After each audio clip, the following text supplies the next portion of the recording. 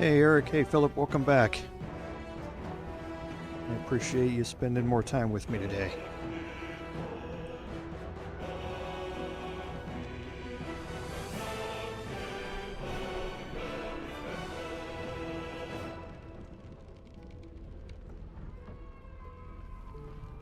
I think I just got the last video edited just in time before we started, so go check real quick.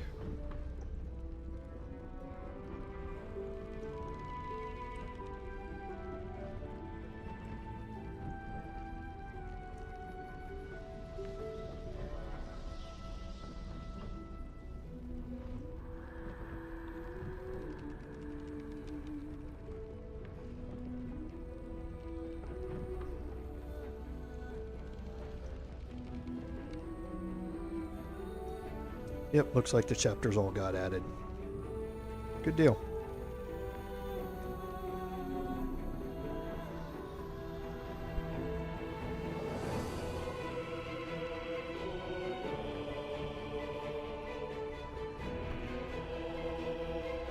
I'm glad you're enjoying it, Philip. That's really the only reason that I do it.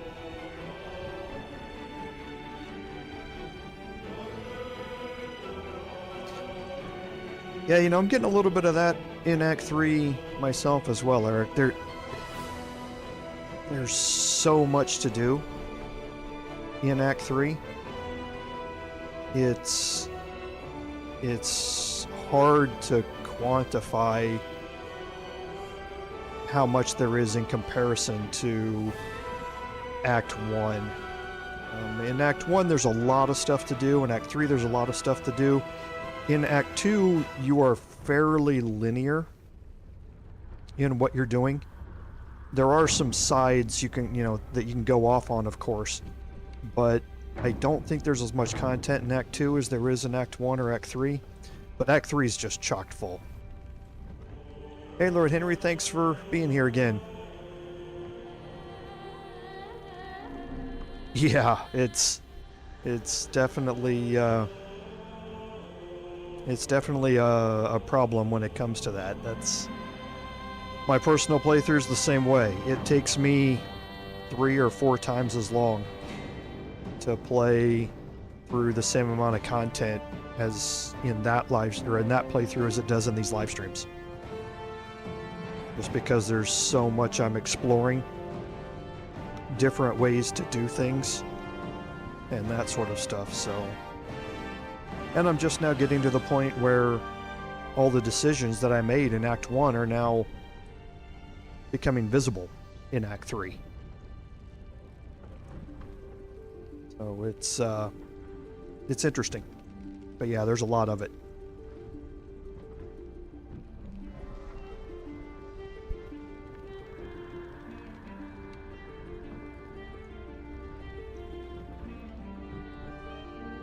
And the other thing to remember, Eric, is that there's no way to do everything in this. And there just isn't. I found that out very quickly. That even playing early access as long as I did, the decisions that you're making in Act 1 have direct consequences in Act 3, but there's no way you can get everything to play out quote-unquote perfectly, because there is no perfect. It's just how it ends up. And there are choices that you make that are mutually exclusive with each other. And that works with Act 2 as well. I mean, there's a very, very big decision to be made at the end of the Gauntlet of Shar. And that decision directly impacts decisions that you've already made in Act 1, as well as decisions that you are even allowed to make in Act 3. So there's a lot of that, and after a while you slowly start to learn that, you just can't do it all. You come back and you reload a save and pick an entirely different way to play the rest of the game, or you start over with a new character and play it entirely differently. Yeah, and Eric, I've actually struggled with that. That's a point. And every time I update, just a little behind the scenes YouTube thing, whenever you start a new stream, you have an option of importing the settings from your last live stream. And that's what I do is when I put up the new stream 2 hours before it starts, I import the settings from the previous Bard or Paladin or Starfield live stream for my new one, and I just I increment the number for the episode number, and I put a new description in, and then I delete the chapters. And every time I update that number on the Paladin gameplay, I'm like, how am I here? But I'm 4 episodes late, and honestly, I haven't gone through to see. I mean, maybe I misnumbered one of these. Honestly, somewhere. Or something like that. I mean, I might have done that. I don't think... You know, this might actually be... That's actually a good point. This is... No, this is 16. Yeah, I'm looking at it now. I'm looking at the playlist. But I haven't actually gone back to see how I got here that quickly and what was different about it that made it that much faster.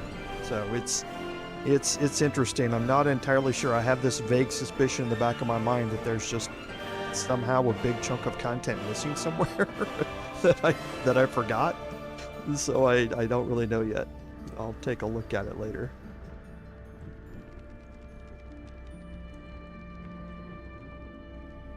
Oh yeah, then I know what choice you made, Eric. Yeah, about losing a party member and an NPC in Act 2. Yeah, I know exactly what choice you made. And that's why I loved Act 2 so much. Act 2 was dark. It was gritty.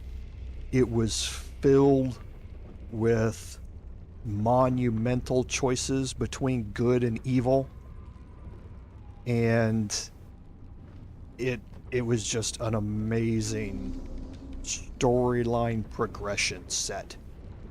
I mean, there is, you know, a bunch of content in there, especially in the Gauntlet of Shar.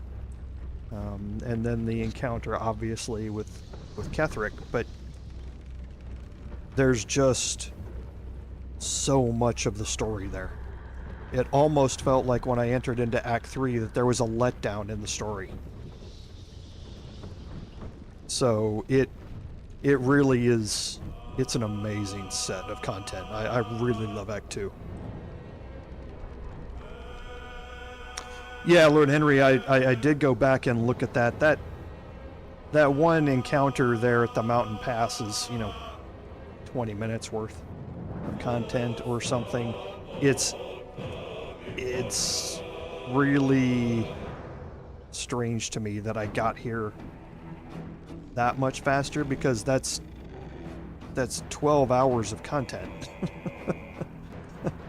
that is different. So I mean, now I will say that the Bard started in early access, and it was very much so explaining a lot of things, and the Paladin playthrough benefits from me explaining things in the Bard playthrough.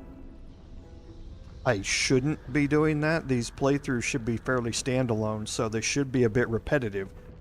So you're not relying on somebody to watch the Bard playthrough to understand some mechanics of what I'm doing in the Paladin playthrough. But I think that may have contributed to it a little bit as well. But yeah, it's still very strange to me. It still really is. And that might be a choice. That might be very true as well, Lord Henry. I mean, these combats are certainly more damage oriented than more buffing and debuffing and allowing my other party members to work around that type of scenario. So that might be true as well. But again, I think it's also that part of it that I've played a lot of these combats so many times that I might be explaining some of it more in the Bard and then just going in and doing it in the Paladin playthrough. So, but it is still, it's a great point that you brought up, Eric. It's always been puzzling me, and I think about it every week. I honestly do.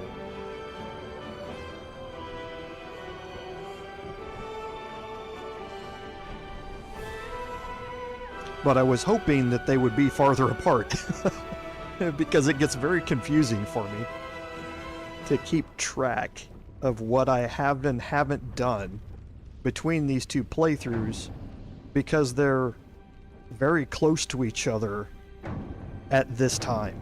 I'm hoping that even though I started the Paladin playthrough later, that it's going to start inching ahead and I'll get some more separation between the two so I can keep them apart better. But I think what's going to happen is I'm going to get the Paladin into Act 2, and by that time, since it's been a while since I started Act 2 on my regular playthrough, things are going to slow down for the Paladin, and the Bard will catch back up, and they'll kind of leapfrog each other as we go here.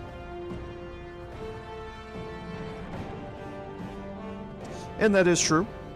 Without having Karlach here, I did skip some interaction at the Toll House and a cutscene with Damon at the Grove. And I'm sure there's not one thing I can point to and go, oh, that's where 12 hours of content went. You know, it's a lot of those little things that you guys are mentioning that just stack up over time and have gotten us to the point where we are now. So it's interesting, though. It's something I'll just keep an eye on as we go. But like I say, I think whoever gets out of the early access content first, which is going to be the Paladin, we're going to be heading out to the Mountain Pass, which is brand new content from that wasn't in early access, with the Paladin first. And things are going to probably slow down for the Paladin, and the Bard is going to speed up.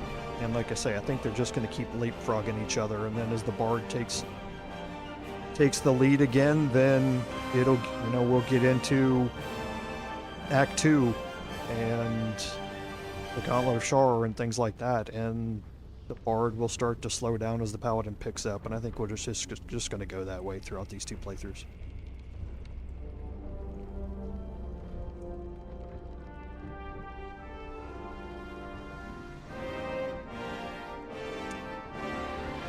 Yeah, I think, and I did as well, Philip, and just kind of quickly to add my comment to that before we get started. I don't think that the Lae'zel quest line during the Mountain Pass and the Kresh felt as impactful as Shadowheart's quest line in the Gauntlet did, but it's still very much along the same lines. Those two characters deal with a radical change in their belief structure, and I think they parallel with each other nicely. It's just with the way the Gauntlet of Shar ended, the whole thing was so much darker with Shadowheart. It was just so much more, it felt so much more impactful. And again, I'm trying not to get into too many spoilers to talk about the ins and outs of why, what Shadowheart goes through when she's making that decision dealing with Shar and the Night Song. But yeah, very, very impactful. All right, we're going to go ahead and get started here.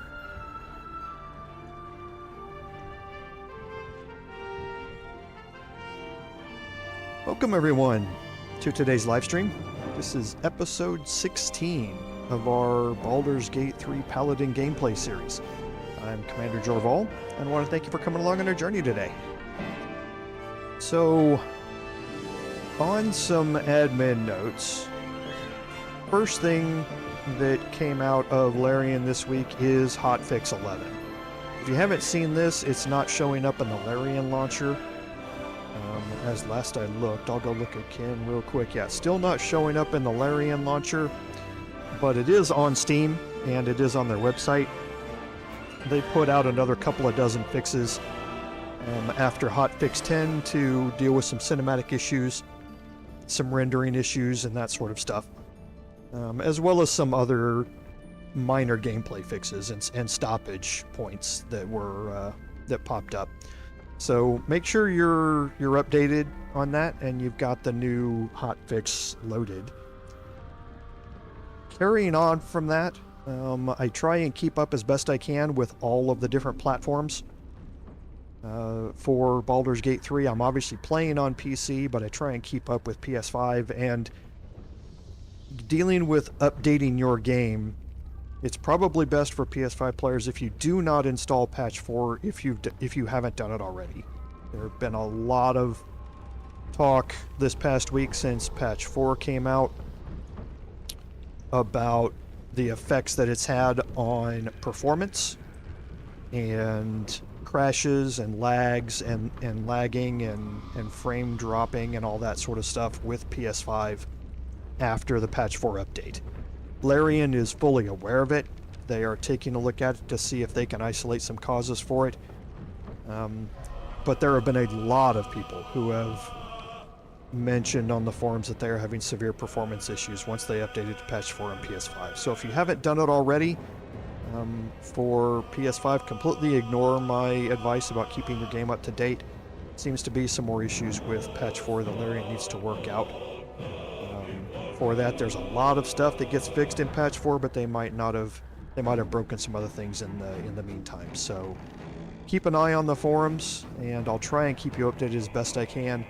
That information didn't start coming out until after last week's live stream, so I wasn't able to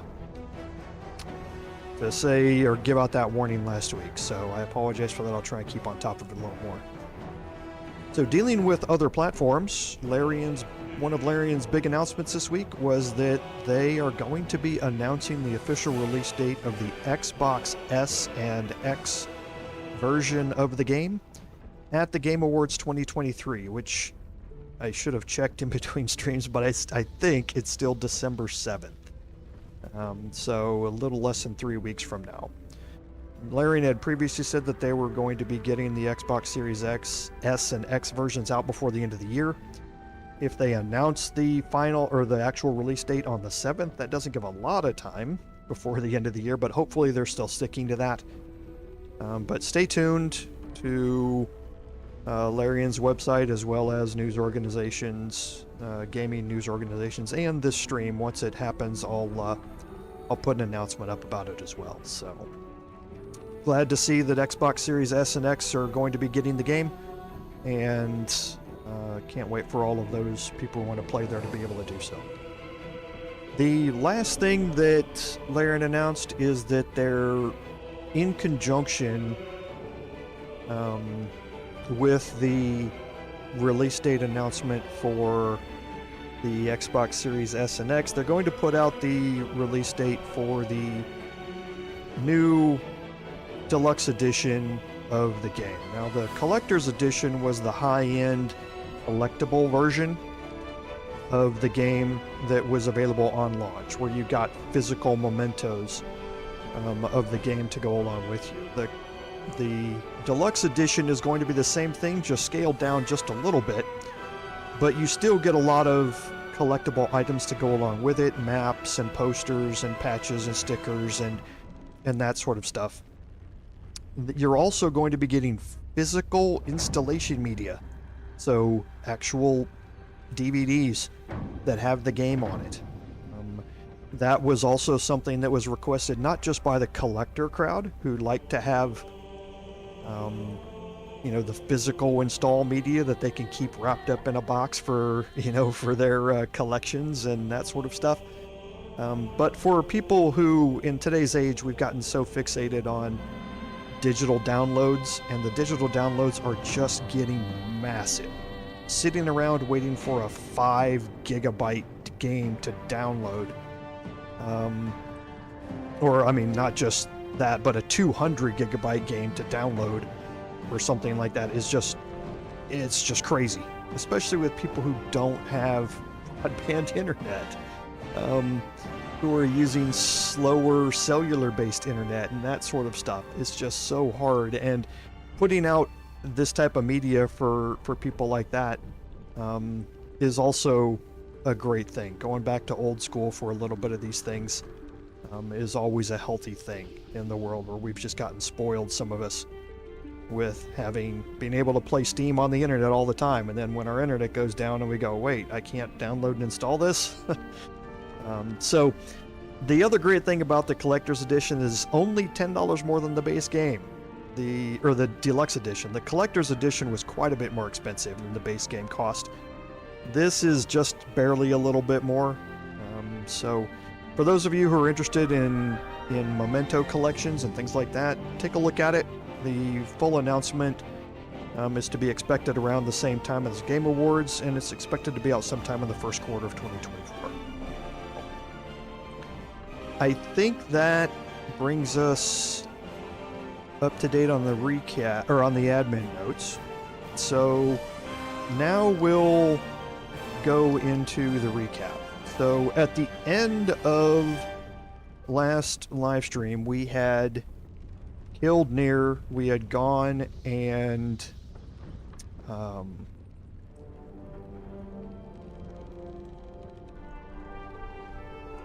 sorry, I was looking at something out my window here. I'm sitting and just saw something strange. I apologize while I was looking at it.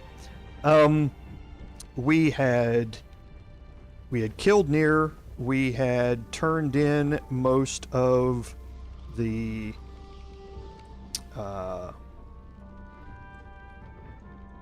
or we had finished up. We had found the waypoint.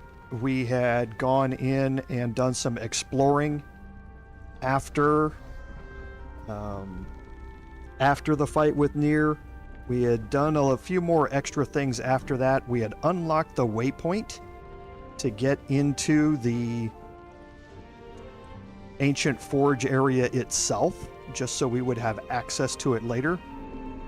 And now we are going to head back and get ready to head up to the area where we would normally have met Philomene and her encounter with the rune powder. Now, we've already finished up the Nier encounter. We didn't need to get the rune powder, so we'll see what this is about when we get up here. So in our last live stream with the Bard, we met Philomene, talked to her, we convinced her not to blow us all to Kingdom Come, and we will now see how this goes up here. Now, just like last time, I know who we're going to encounter here, or I know what we're going to encounter here. So I want to adjust my weapons if I can. Did I get rid of it here too?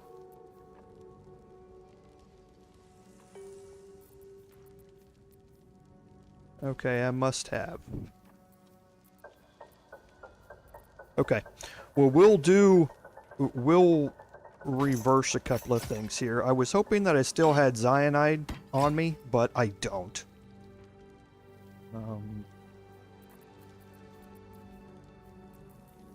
So yeah, I must have either sold it or put it in my chest. I don't see it anywhere. I mean, there's an easier way to tell here. Yeah, I don't have it with me. So, but we're going to change over to bludgeoning weapons for this. And I'm going to break my group, and I'm going to take my Astarion in here this time. And we're going to keep him hidden. Hiding something, maybe? Okay, we did perceive this loose stone here, which I guess we can go look at right now. We can move it out of the way, and there's a hidden stash underneath. Got some crafting ingredients and some hide armor here. Ready. They won't see me coming. Okay, and he made a second perception check here where he said this looks like a perfect place for an ambush. And you see we have these dripping acid pools here.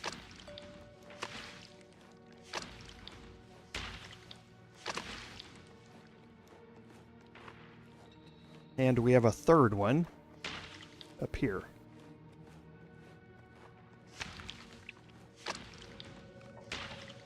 I'm going to move up here, get myself just a little bit of distance, and I'm going to start this off simply by dropping out of hiding.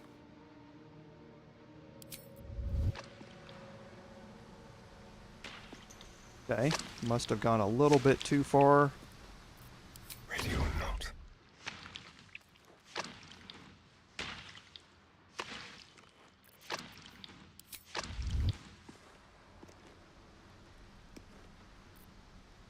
Okay. To the shadows. There it is. Okay, so we have 3 ochre jellies that have spawned here. If you don't make the perception check about this being a good place for an ambush, then as soon as they spawn, you will be surprised, and the first turn will go entirely to them without you getting a chance to go. So passing that perception check down there is, you know, fairly important for minimizing the amount of damage that you take here. So looking at the detection cones, you can see that they're facing this way. Here, they're all facing toward the south. And that means that we don't want... we can't move anybody who's still down here any farther. We want them to come up here so we can move around behind them with everybody else. So what we're going to do here is click heals. Actually, let's not. We still have the short sword of the first blood. So let's go ahead and hide here first.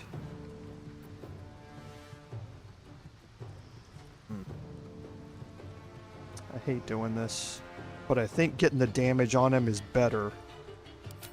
So we might take some damage in return, but getting this amount of damage here is better off to start.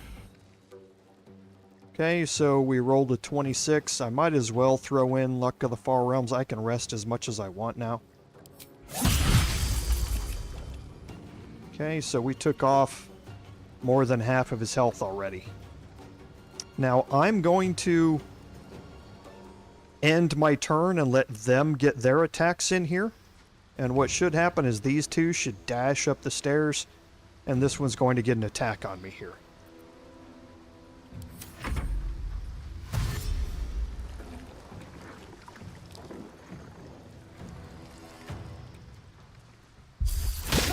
Okay, good. He missed.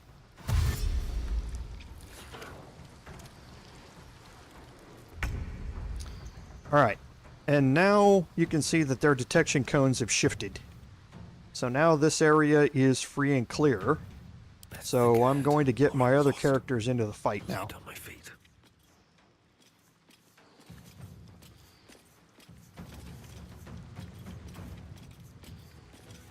I don't want to step in the acid if I can avoid it. I don't want to take the armor class penalty.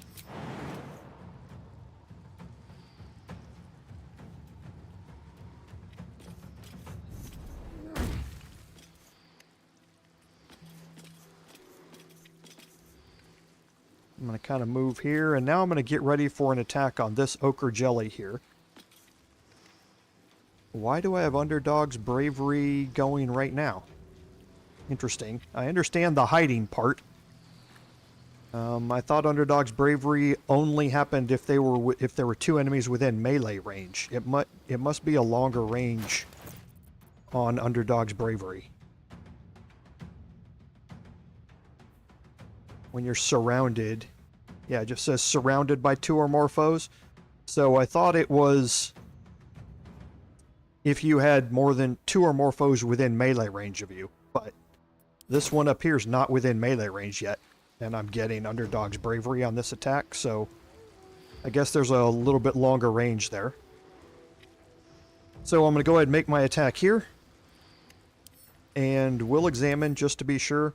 They're resistant to slashing damage. That's why I changed off of my swords, so that I wouldn't be doing slashing damage. I'm going to be either doing bludgeoning damage or piercing damage in this fight.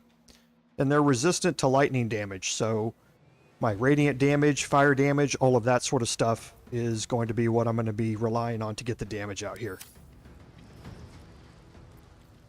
No, I didn't. It doesn't have the icon. That's a good point.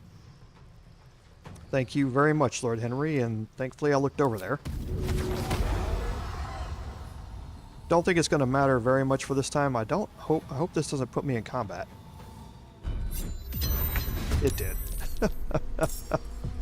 I should have moved down here and do it down here somewhere instead. That first attack was still a 99% chance to hit. I should have just went ahead and done it. Because I was going to have advantage against him, and then when this one moved down here, I was going to have advantage against them both because of Underdog's bravery, so it wouldn't have mattered as much. And they have a low armor class, so I shouldn't have done that. I mean, thanks for reminding me, Lord Henry. That was exactly what I needed, though. That's not a problem with you at all. That's a problem with me. I should not have bound the weapon because I just didn't need to make this encounter work. So now I missed out on a bunch of damage here to the Ochre Jelly because my turn is now going to have to wait until next turn. My faith protects me. I see a way. But yeah, no, thank you for the reminder. No, Lord Henry, that is not you. Like I said, that is not you. That is me. Thank you. I love my chat for reminding me about those things. That was my fault for not thinking that through a little bit more.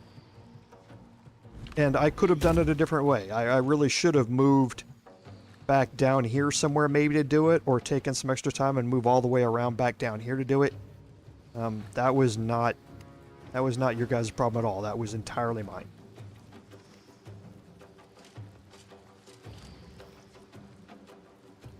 So again, low armor class. So the and actually no, because yeah, well actually I want to explore this a little bit more. I'm going to try the corrosive strike here and see. Okay, so that does give acid to me.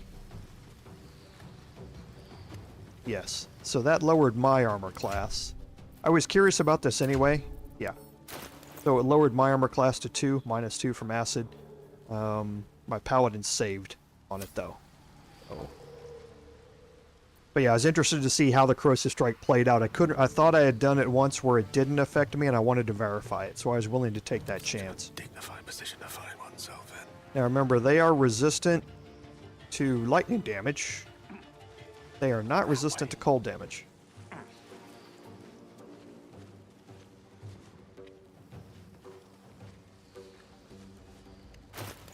So we still have Morning Frost on.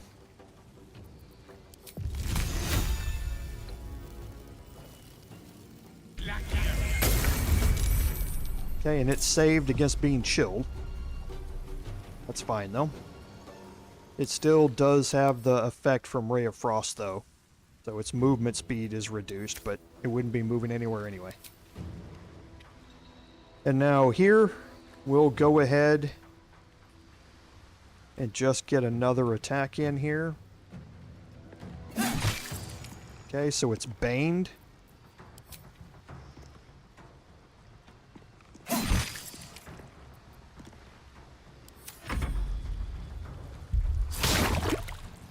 Good. Okay, so we did hit there.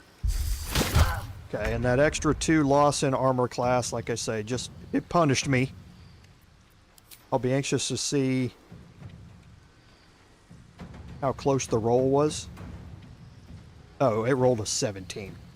Yeah, I can't argue with that. If it would have rolled a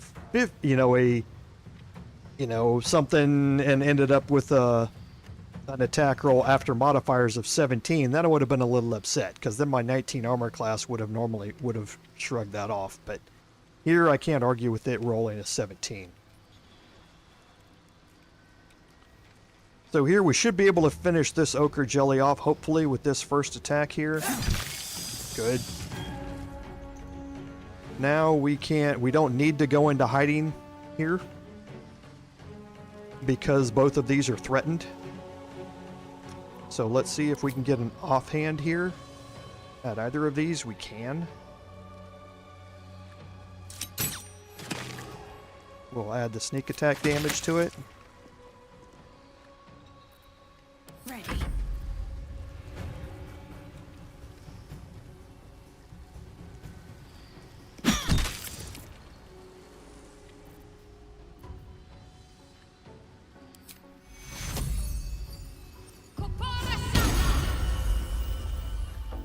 Okay, we'll give everybody some temporary hit points. Survival is all that matters.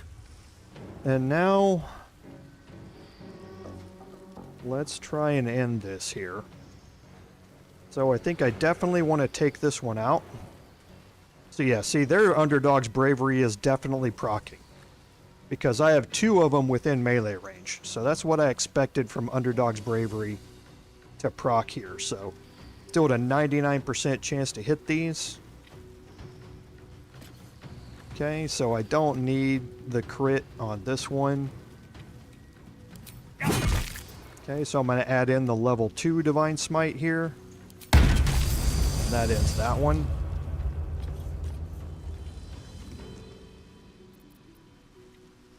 I don't think I need to add in anything else for the second one. I think I'm just going to let it go. Death is but a word away.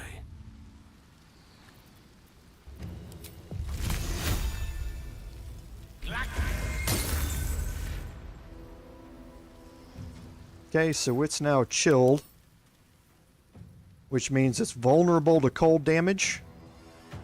So if this thing manages to make it out of this next round, then Gale will be doing double damage with either Ice Knife or Ray of Frost.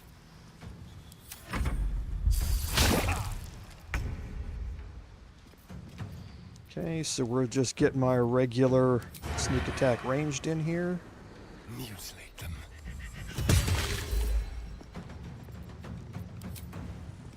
And it's definitely not going to make it to Gale. But you know what? We can hold everybody's turn and get Gale in here anyway. 34 damage. 34 damage.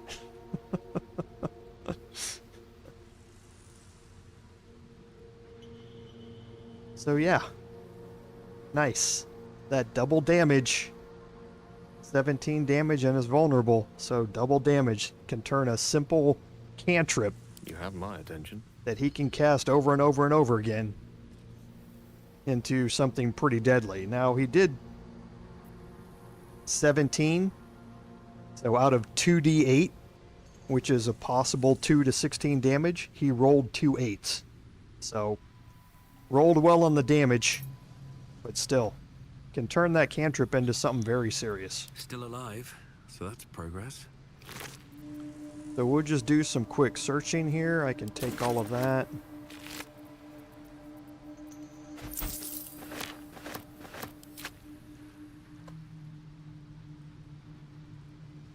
Hey Dave, welcome to the stream. Hey David, good to see you again. Yeah, you've missed a lot, but don't worry, we'll catch you up as best we can. And all the videos should be caught up, so they should all have chapter markers in them now. So should be good if you do want to go back and peruse the older ones quickly and catch up.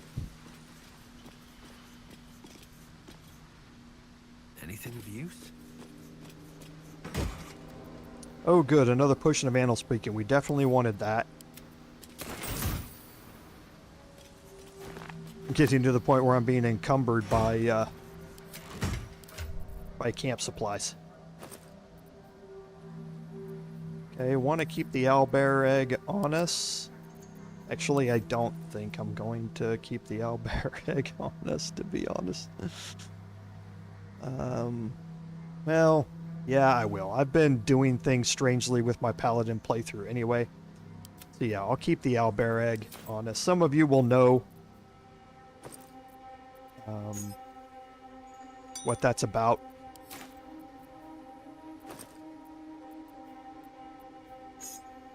Sorry, just doing a little cleanup here now that I've noticed it.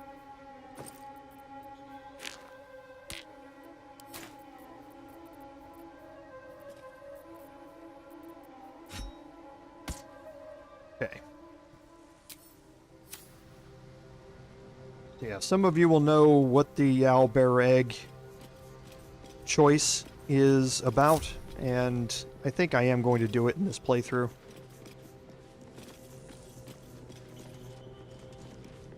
But that won't happen until we get into the mountain pass. Over here on the table, we do have an arrow of ice and an arrow of lightning. I don't... Oh, there is a trap disarm toolkit. I think that's actually sitting outside. Looking ahead.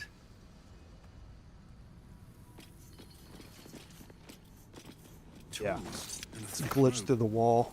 Someone climbed up from down below. Right here.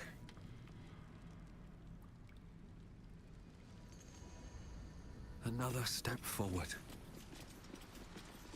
Okay, but it did let you know that somebody has climbed up from down below. Don't mind if I do. We're going to learn more about that somebody. Up here, just not as much as you normally would. Okay, now this jump here, I'm going to do it this time. I'm going to quick save before I do this, though. This jump, as well as the platform jumps in the approach to the forge, I have seen my characters literally jump off and jump right into the chasm and die. It happens so many times. Literally a dozen times. One of them even happened on the live stream, live while I was watching it happen. So I don't trust it. I really don't. But we'll see what happens. So here you can see the verticality in this. This is where we were. This is where the ochre jelly spawned. You can also see a little bit more about the surrounding areas here. And over here is, you can see the skiff where we came in. We're going to be exploring more of this area here in a little bit. Shouldn't have wished to live in more interesting times. So now there's a door here that is locked. There's also a plaque here. Let feast the eyes of the faithful. Know your goddess. Know her command. So the door here, you click on it, the door's locked. We do not have the key. But coming around this side, there's a chasm creeper here.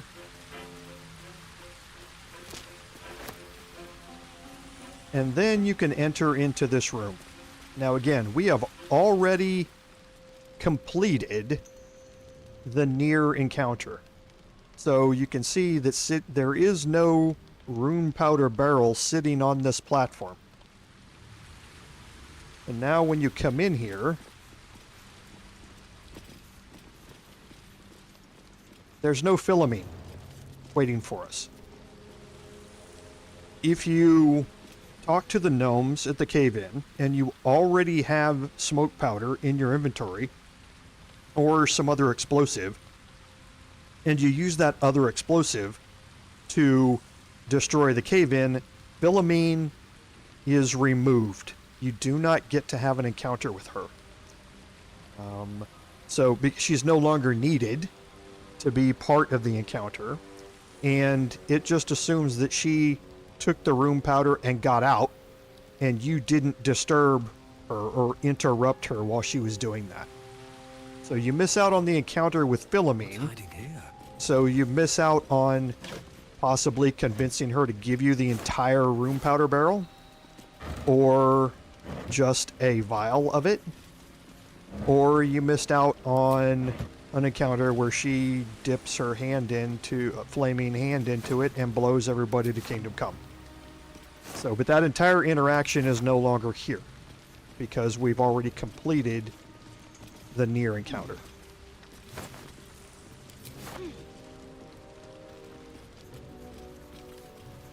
That does not mean, however, that there are not other things to do up here. So the hand-drawn map, if you read that, it talks about the fact that there is a hiding spot that was in the upper level and a lower level marked as the Smoke Powder Reserve. So when you pick this up,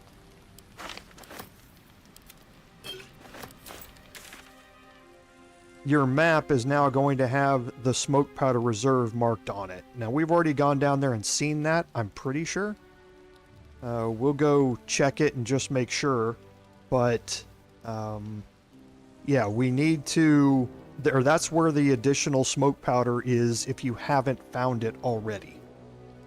So if you did this encounter and you let Philomene take off with all the room powder and you still don't have any explosives, then this will be the backup place to find the smoke powder explosives to blow up the cave-in over here where Nier is. And remind me, chat, the Harper encounter still needs to be done here too.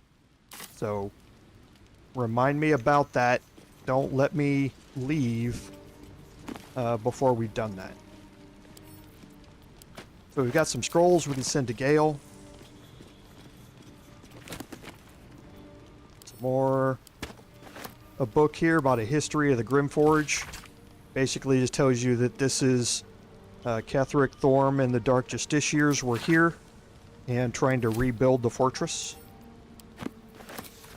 You're going to learn a lot more about Ketheric Thorm later on.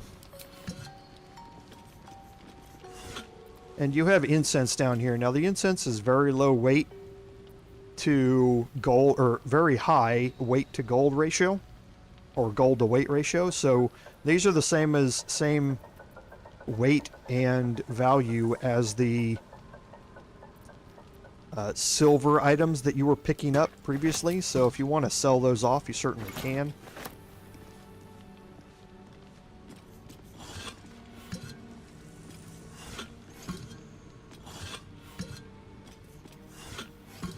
And now sitting here on the table, we have 3 tablet fragments. No time to dally. And we're going to start with this one right here. Okay, and you can read these in order. The top edge is cleanly hewn, but the bottom is jagged. That means this is the top section, and the other 2 sections broke off below it. Basically talks more about Shar here and what the rituals are like and how Ketheric Thorm plays into it. This ends with do this O. Then you click on the second one. This one's jagged at the top and bottom. Ends with O, do this once a 10-day and the Lady of Lost shall know you. So you can read these in order. And the L, the law of obeyance, the word of Ketheric Thorm is the word of Shar. So it tells you that Ketheric is basically Shar's avatar on Earth that is to be obeyed in all things. But other than that, it's just lore. There's nothing else to these.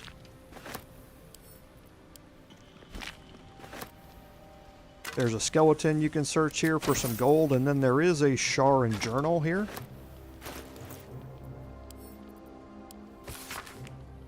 Which basically talks about what happened when the fortress was invaded by Hell Knights, and you're going to learn more about this a little bit later. No one's stopped me yet. Very well. You have a skeleton over here you can search.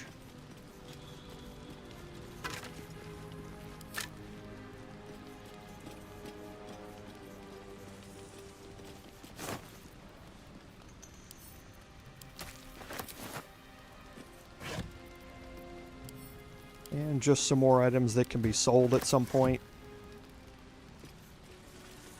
Looks empty. And some camp supplies.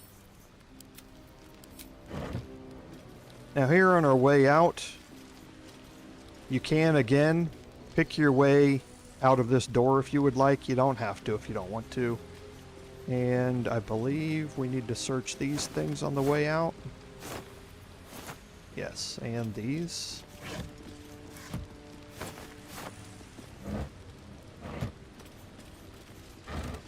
Okay. So now we'll head back. This is, like I say, where you would normally get the rune powder as part of the quest to free the gnome, or to free Nier. Here we go again.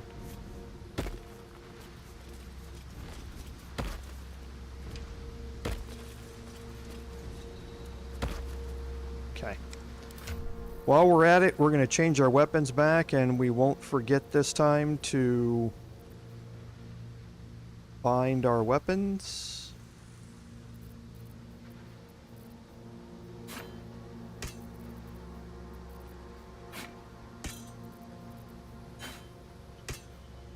Okay.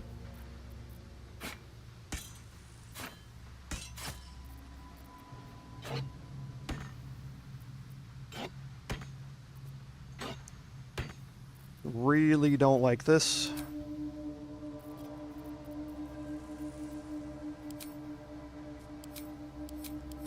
It won't even let me click on it.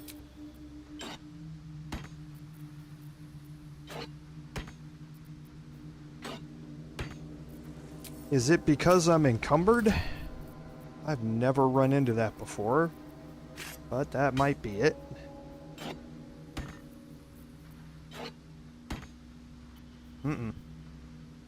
Oh, it's because that's the packed weapon. I need to rebind it first. That's why. It's like, why is that not moving? Because it's the packed weapon. Yep. Alright, Jorval, keep up here.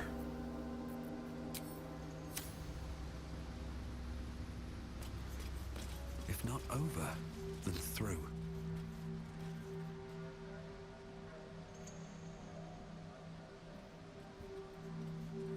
Okay, so let's go down here real quick and we'll just verify that we've gotten the smoke powder reserve.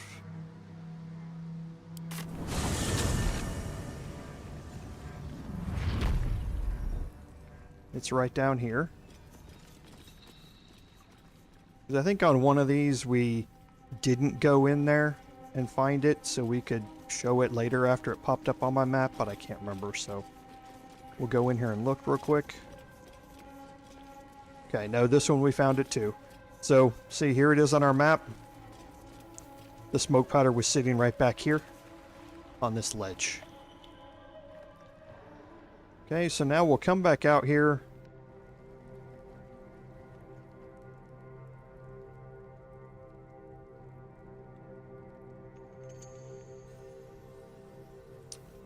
Let's go, everybody. Chop, chop. And we'll head around this way.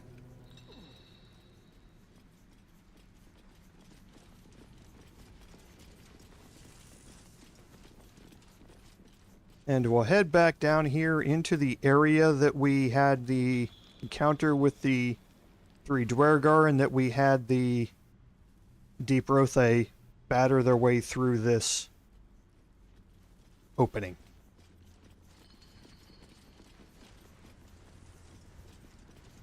And this is going to lead us on a very roundabout way to get us all the way around here again and back here and leading us down this way. So we're going to come in here. We're going to Careful, I bite. have Astarion. Right. What now? Apply guidance. We've got a pouch here with some adamantine slag. There's no use for that I found. And we've got some skeletons that we can search.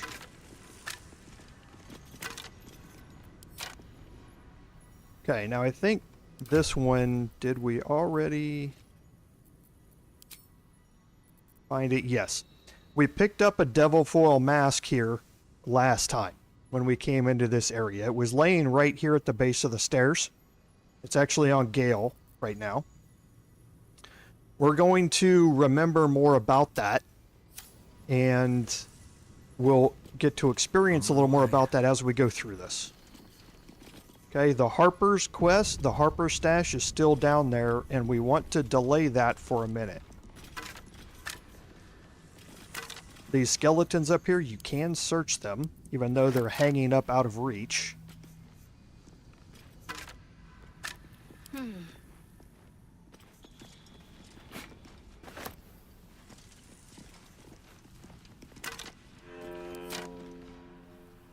Okay, and then you can see again where we are. This is the river that we crossed the Ebon Lake on and came in through the gate here. And we're going to be heading over in this direction at some point a little bit later.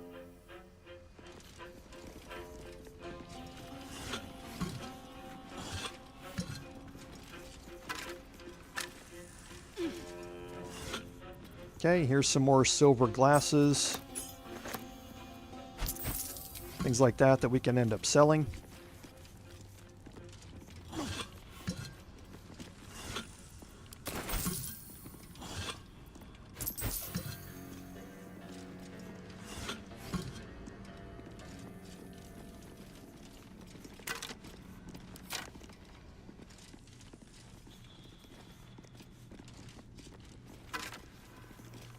I must keep going.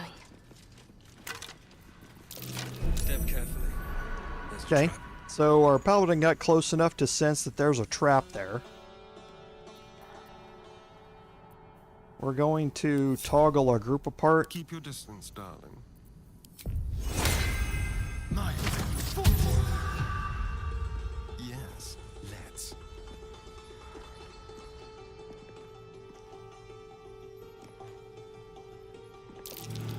Traps. How considerate. Okay, and Astarion perceived both of the blast mines here. This bridge was obviously mined at some point, and there are two of them that are left over. You don't have to disarm these.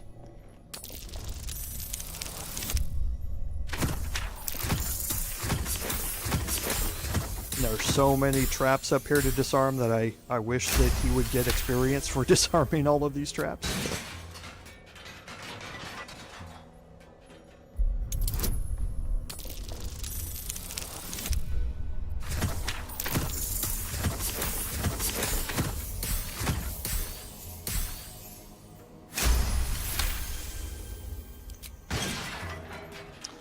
Okay, so you can use the jump spell or a vaulting potion or misty step to get over here. However, there are two more blast mines, like right here and right here. So if you misty step across and you land here and those mines go off and you fail the strength check, it will blow you off into the chasm and kill you. There's another way to get over here to this other side. You don't have to go across here, so don't bother going across there anyway. Here you have an Orb of Dark Vision, and this is exactly what it sounds like. It gives you the ability to see in the dark out to 12 meters for 10 turns. Lost.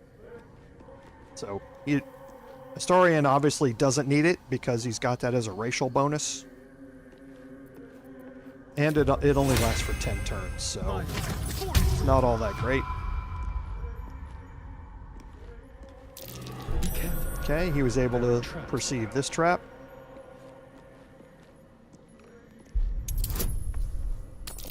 All of these floor traps are going to have a DC of 10.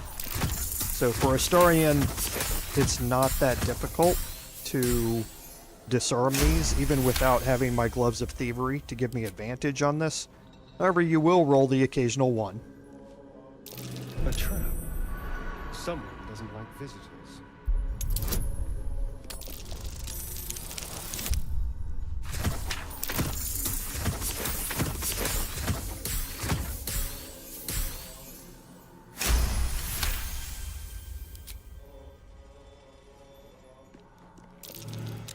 Okay, so we failed the perception check on that. The perception checks on these are all DC 15s, so they're somewhat difficult Mind my step. to perceive anyway. Having proficiency and expertise in perception or having a high wisdom skill is very useful for perceiving these. Time to press ahead. Wits and blades. And always Shadowheart is the next best person.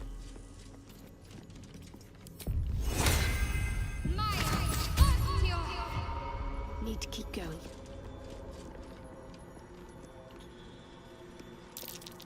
Okay.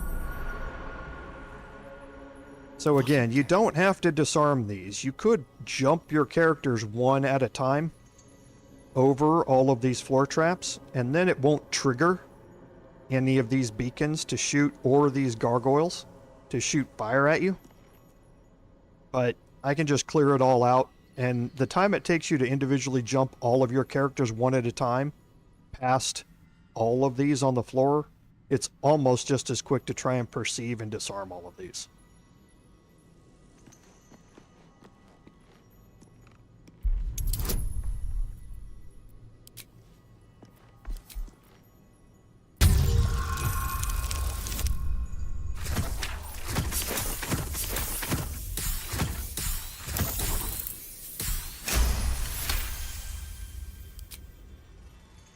Okay, so you can continue on down here, disarming all of these traps to get down to the end. There's another platform down here you can search. I am going to delay that for a bit. How much farther And can now I that go? I've cleared the traps out, I'm going to head down this ladder.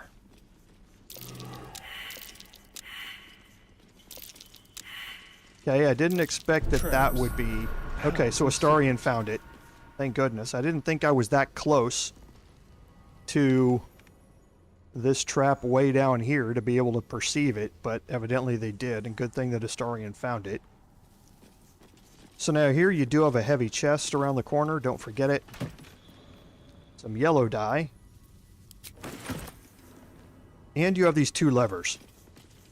So the first level is going to take this platform and move it side to side. The next lever is going to move it up and down.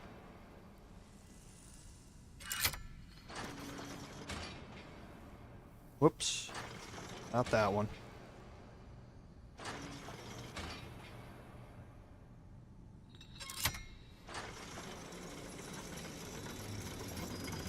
Okay, so I'm going to do this again.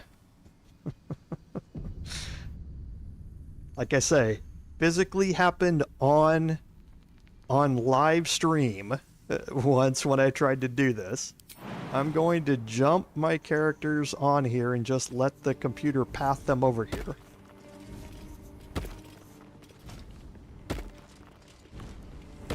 Okay. One of my characters jumped, landed, fell right through, landed down here and died. It's just the pathing is horrible. So the levers here, another way to activate them. Oh no, please stop moving around. Just stop. You can shoot the levers from range. That's important to know for something that's going to happen a little bit later on. No one back home will ever believe this.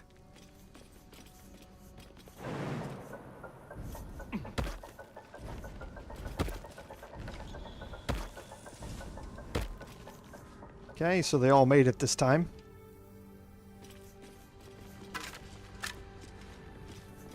Come, all who are weary, sleep and forget.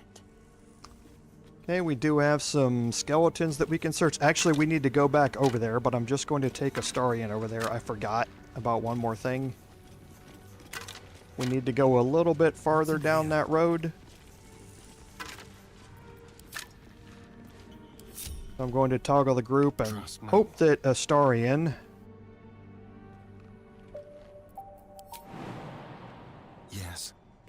is able to pass his checks.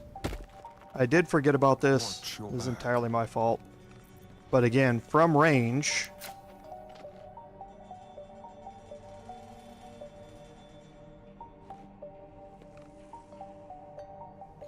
Okay.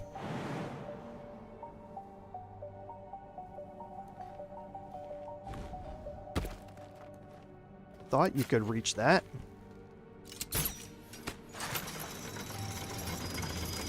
Guess I have to move it over and then jump onto it.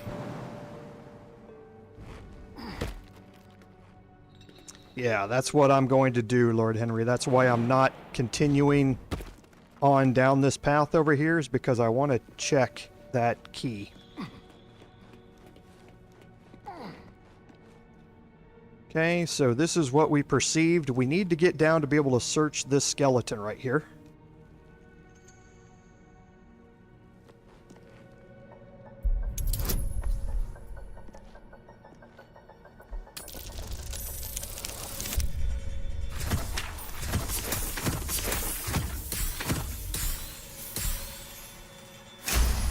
I rolled the exact same 31 last time, and I wished then I would have had guidance on, because the highest roll I've ever seen is a 34. But if guidance was on and I'd have rolled a 4, I'd have seen my first 35. So now I need to put guidance on here because I'm going to try and perceive some traps. Okay, so we found that one. He's got 2 more. Found them all. And again, you don't have to disarm these. As long as you don't trigger them, nothing's going to activate.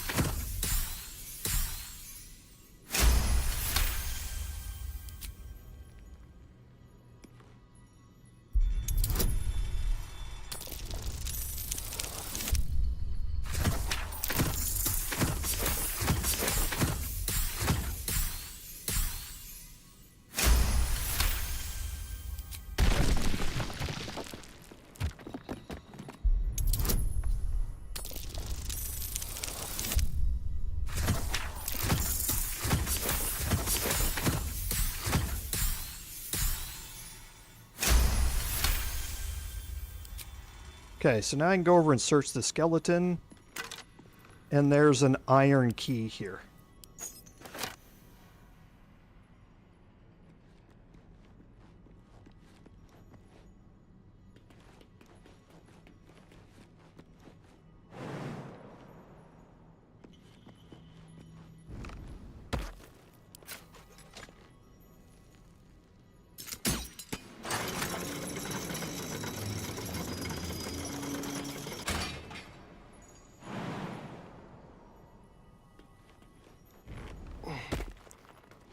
Okay, I just needed to get that key. I'm not going to use it this exact second. I'm going to head up here first. When I come down, I will show you what that iron key is used for.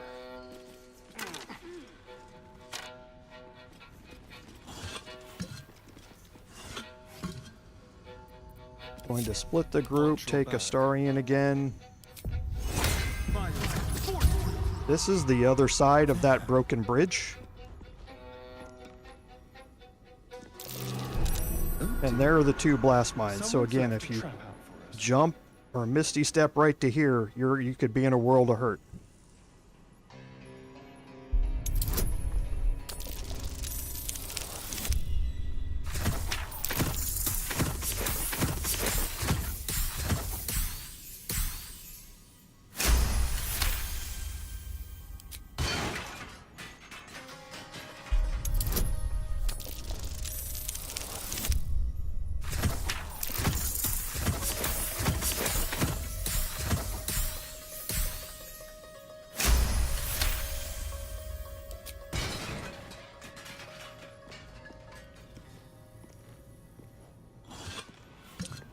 Okay, so we're going to group everybody back up. I'm going to have Astarion cast guidance here. And I make my way down here.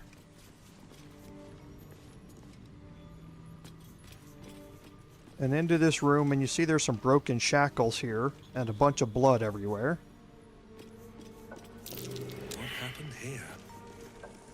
hard to make any sense of this mess. Okay, so I don't think we're going to get another chance at that. What am I to do? Okay. Jax, someone came through here in a hurry. Okay, so somebody This will did stay pass that. interesting. What happened here? It's hard to make any sense of this mess. Okay, and we have some bloody footprints. Something happened here. But Okay, what? so I found the bloody footprints, but I didn't find what was going on with the shackles. The shackles are a small set of shackles, about the size for a gnome. And then we have bloody boot prints coming off of here. You can see that's a boot print. It's got a heel and then the pad of the boot. A gnome broke out of its shackles and ran this way and dove off. This is how Thulla escaped from this area. She was wounded. She grabbed the boots off of Sergeant Thrin, got rid of her shackles here, and jumped off and swam across Ebon Lake to get back to the Myconid colony. Again, you don't have to know anything about this, but just something, an interesting set of details that the devs left in here to let you know, hey, how did Thulla get out of here and get over the other side of Ebon Lake? Well, this is how she did it. At the ready.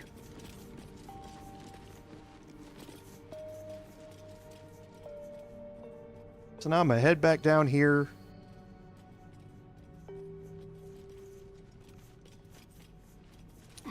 The doors here are double iron doors, and this is what the iron key is used to unlock. Okay, so in here we can do a little searching.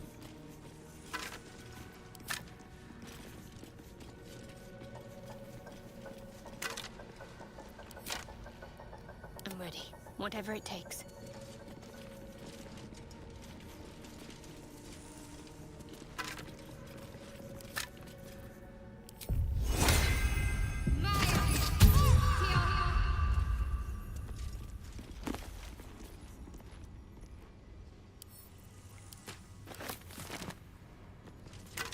And here we have a Sharan Inquisitor and a Harper's key.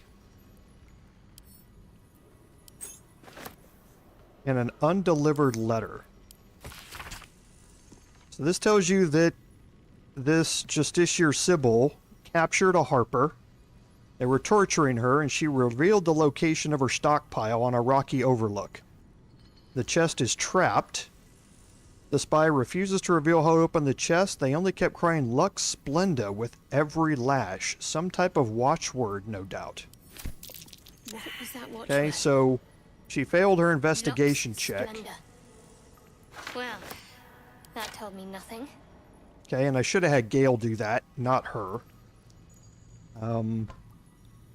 But the Lux Splenda is Latin, and Lux is light. So if you do pass that check there, it lets you know that you should cast the light spell on the chest. And if you open your map, you have the Harper's stash, which is now marked. Okay, so we're going to go over there and deal with that here in a little bit. But, oh, we've already actually unlocked the Underdark waypoint, but we want to get the rest of the way there to get to that area. Then we're going to jump back to the Grymforge, head up here, deal with the Harper's stash, and then jump back to the Ancient Forge waypoint. Got to keep moving. Just so we don't have to travel through all of this again. And make all these jumps and platforming and all that sort of stuff.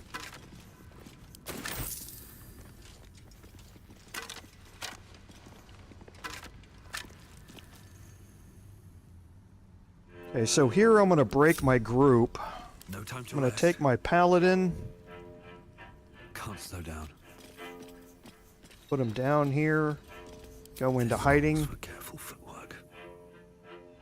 I wonder what the next move is. Actually, no, my Paladin Let's needs to go be with up here. adventuring.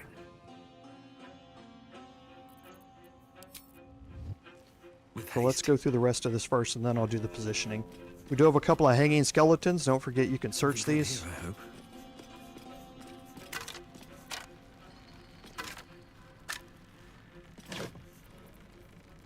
Some more camp supplies.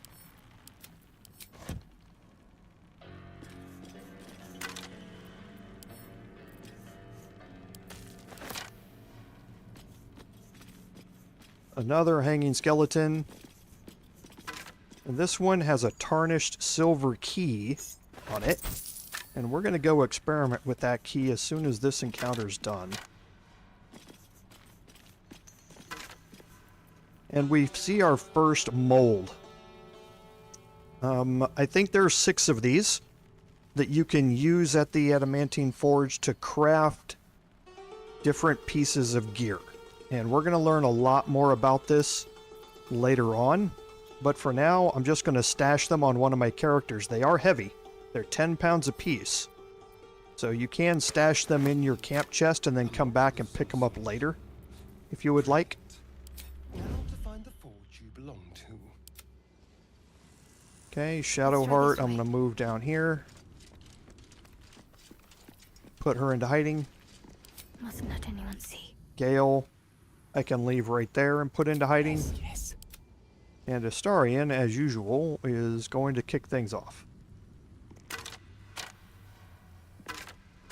Watch the shadows.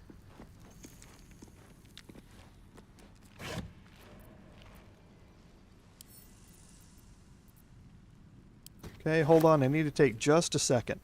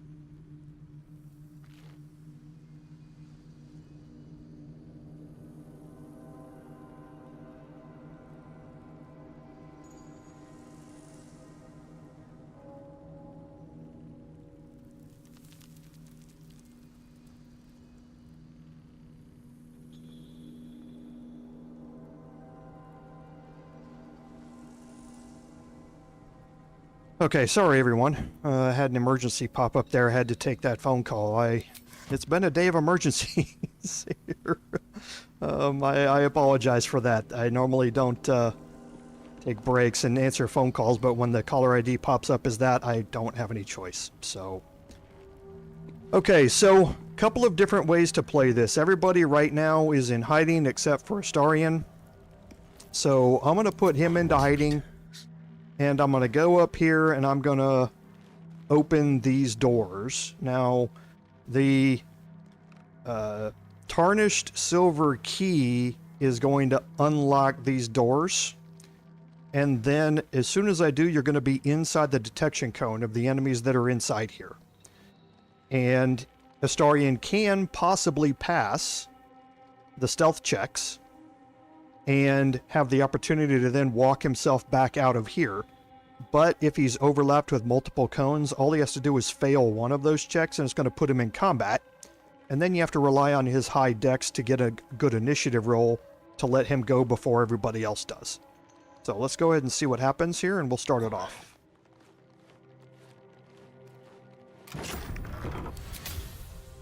Okay, so he did make it out of the way because the detection cone... So the Hellsboar turned around just as he was walking away and brought him into combat. So the movements in here are completely random and they're even happening while the door's closed. You can't see where they're at inside of here, so there's no way to know when you open that door whether or not you're going to be seen or not. Right? So now what we're going to do is start off our attacks with Astarion here. And the detection cone is all the way out to here. Yeah, we're not going to be able to attack from stealth all the way out there, so we're just going to have to get in as much attacks as we can here.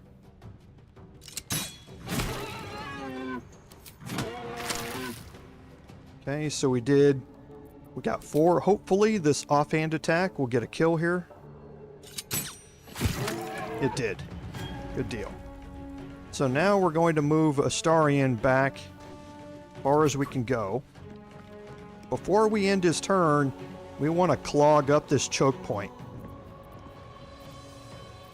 How much longer will this take? Okay, and to do that,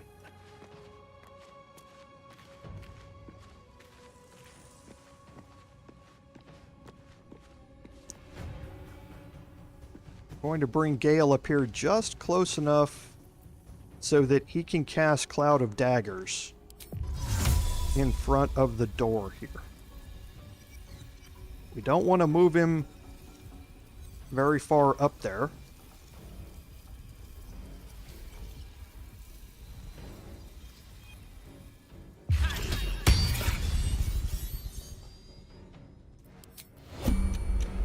Okay. So now the Cloud of Daggers is not going to be ticking. Better make my next move. And we can end Shall we cut Astarion's turn.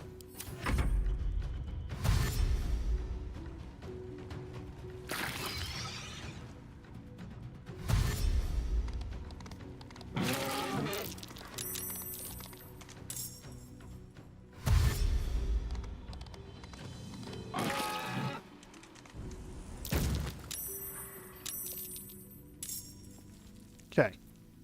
So now we still have one more person that is not in combat here. And this one got out here quite a ways. So let's see how lucky we can get with these detection cones. I don't know if this is going to work or not.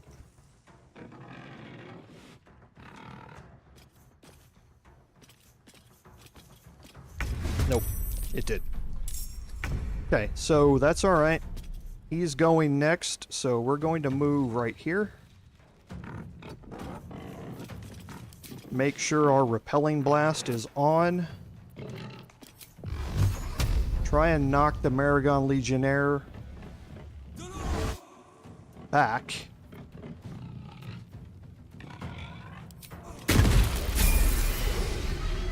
Right through the cloud of daggers again. So that worked out well. And now I'm going to move my Paladin right up next to the Hellsboar here. So if it does survive, I don't think it's going to. But if it does, it's going to take an attack of opportunity if it tries to move away. Let's finish this. So Shadowheart here. 55% chance. 70% chance. Okay. I don't fancy their chances.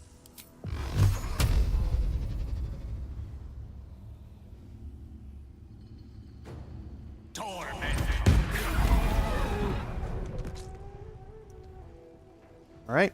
And now the last one should be still sitting.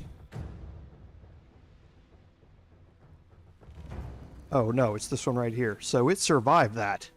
That's a shame.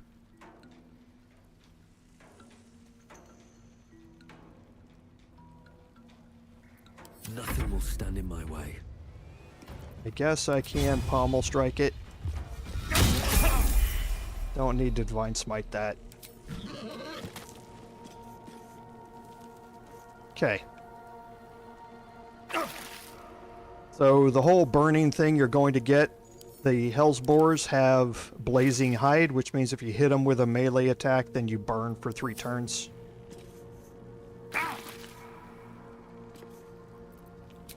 I have plenty of short rest, so I'm not too worried about it.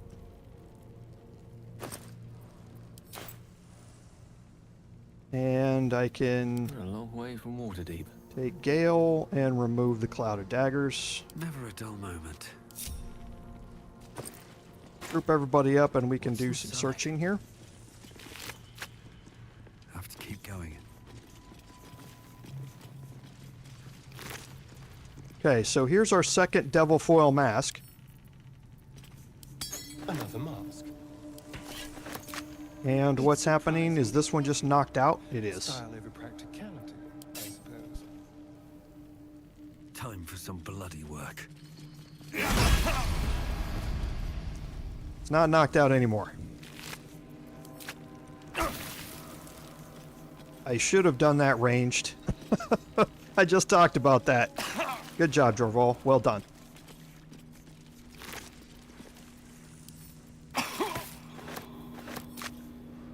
Okay, you have an opulent chest over here you can search. This has the Fire Stoker. We'll talk about it here in just a second. Okay, so the Fire Stoker is a hand crossbow. It's not +1. It's just regular 1d6, so that's why you can see the hand crossbow +1 is 1d6 +4. This is 1d6 +3.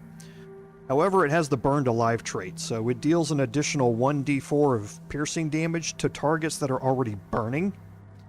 It's not necessarily something you're going to use all the time. It's very conditional in how often it can be applied, but it is something that I guess I'm willing to sacrifice my offhand for the off chance that I do get a target that's on fire. I can gain more offhand damage from the Fire Stoker than I would for the offhand damage of a regular hand crossbow +1. Remember, I'm getting less offhand damage here anyway, but this would give me the opportunity to get it more up in line with my primary damage if the target's on fire. So I'm willing to sacrifice that one additional +1 damage in my offhand, which doesn't make as much difference anyway, for the possibility of getting an extra 1d4 if the target's on fire. And again, we picked up our second Devil Foil Mask and a Merregon Halberd, which is just a +1 halberd, nothing special about it at all. Now up here you can see we have a third Devil Foil Mask, an Elixir of Fire Resistance. My faith will guide me. Might as well. Still another one. Oh, where got our handiwork anyway? And then over here around the corner, sitting right there, is a rusted key. Okay, it's kind of hard to see, so left alt is your friend. And now we can explore these Devil Foil Masks. So you see I have 3 of them here. And you can see on my character sheets, I have a 13 strength, an 8 strength, and an 8 strength. If I swap these out,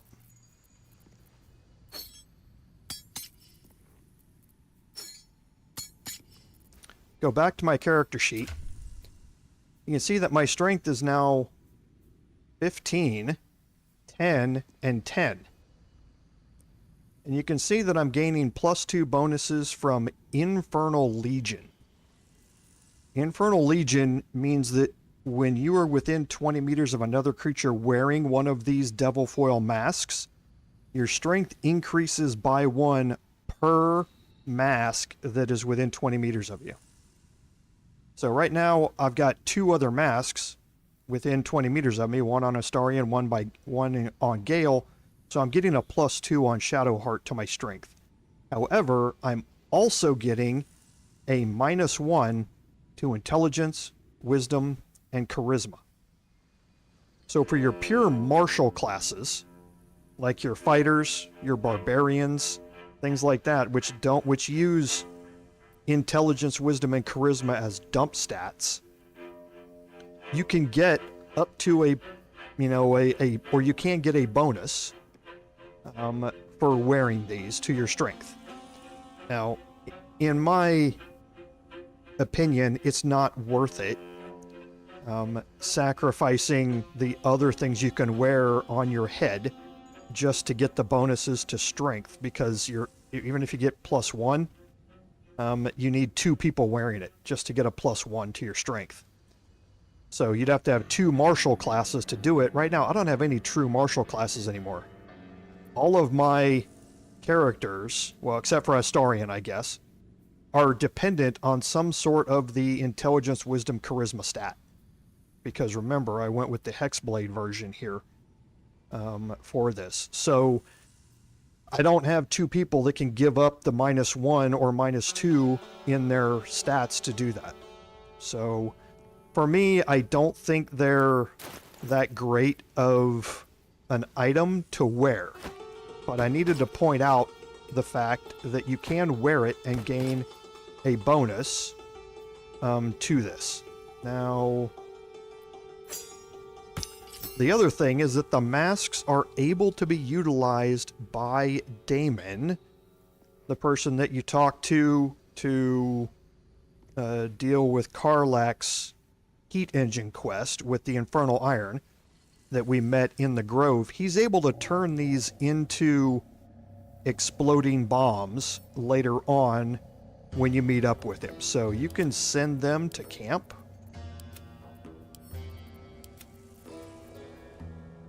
And not worry about them, because that's honestly what they're better used for, is for that. Okay. So there is an old letter here as well.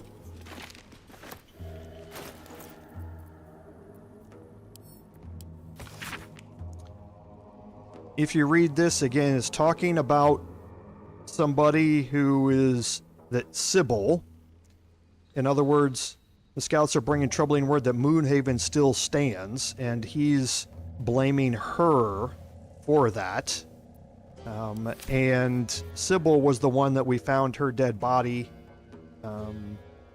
outside a little bit ago, downstairs. So there's obviously been some trouble there One day I'll in the catch a break. past, and Ketherick was not happy about it. About a failed assault on Moonhaven. And now you can see that yeah, that is true, Eric. if you've got 4 halfling barbarians, that is still a great video. Then yes, works out perfect. So as you can see, we do have a level up here. So let's go ahead and go through that.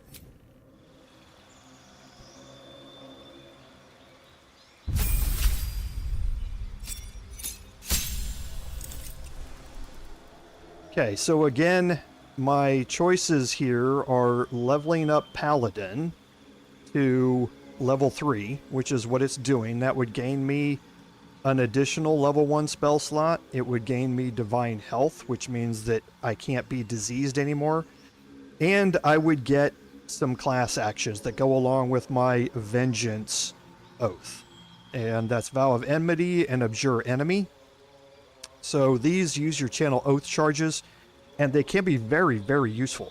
Abjure Enemy frightens a target. We know how powerful Frighten is, giving them disadvantage on their attack rolls, and they can't move. And Vow of Enmity is, instead of doing it to the enemy, or an enemy from far away, you are picking a specific enemy to gain advantage against at all times within 3 meters of you. So a way to gain advantage on your attacks to make your attacks hit more often. So very, very useful. And you get oath spells that go along with that. Bane and Hunter's Mark, again, part of your Oath of Vengeance subclass. Or I can level up Warlock again. So with my Warlock here, I would be gaining a feat that's available to me. I'm also going to gain a cantrip and a spell. So the cantrips that are available to me are like most of the cantrips that are going to be available. They're mostly blah. Blade Ward, however, as a cantrip, can be quite useful. You only take half damage from bludgeoning, piercing, and slashing attacks. So for a paladin that's going to be in the thick of things and surrounded by enemies all of the time, only taking half damage from those can be very useful. The other things, Mage Hand is very, very useful in very, very situational instances. True Strike, horrible. Avoid it at all costs. I've talked about it before in multiple live streams. It's just not something that works as well or as often as you would expect. Bone Chill for 2d8 long distance damage dealing, just like Elder's Blast, is great. However, I have Elder's Blast to do that, so I don't need Bone Chill to do it necessarily. The disadvantage on their attack rolls, if it's an undead, is nice. But again, knocking them back with Elder's Blast is how I'm going to go. So I'm going to take Blade Ward here. For my spells, just adding in another level of these. Now we've already got Gale with us, so remember that. Yeah, Eric, it absolutely is. That's what I said. It doesn't operate like us tabletop people think it should operate. But that's understandable due to the programming of how True Strike would work.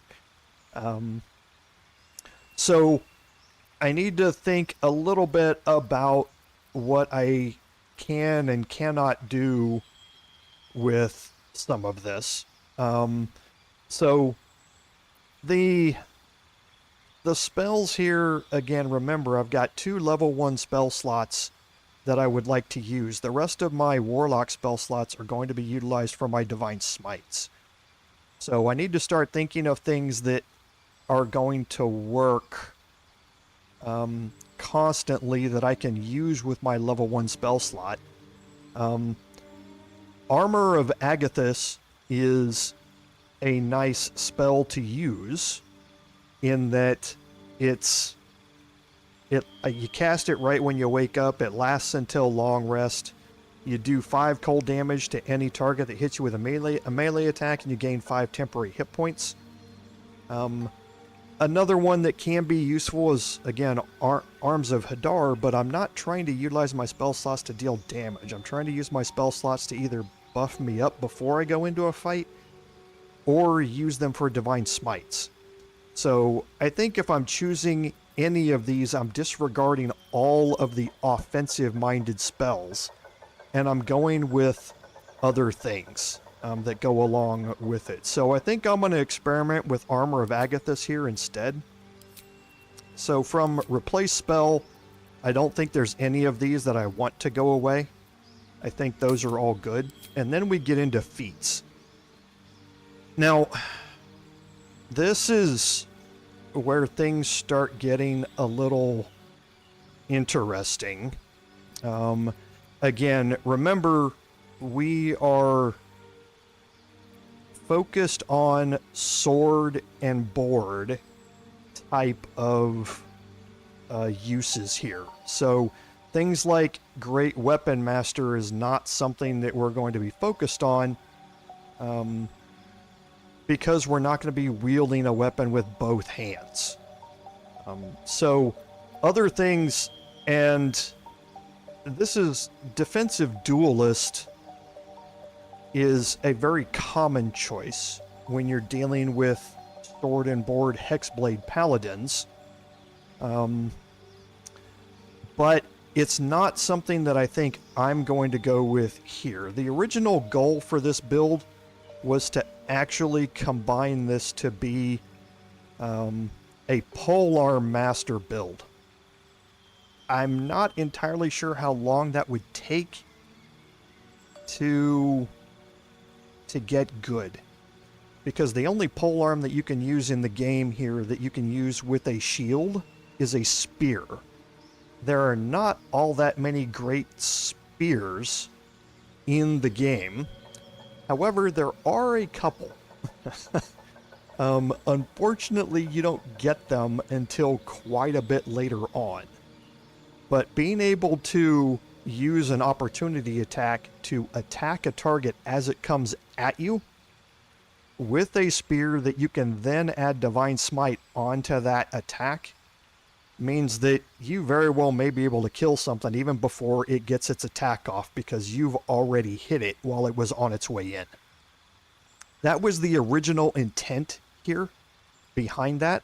Right now, I'm still using Falar Alluve, but Falar Alluve was really kind of just a placeholder right now, I guess,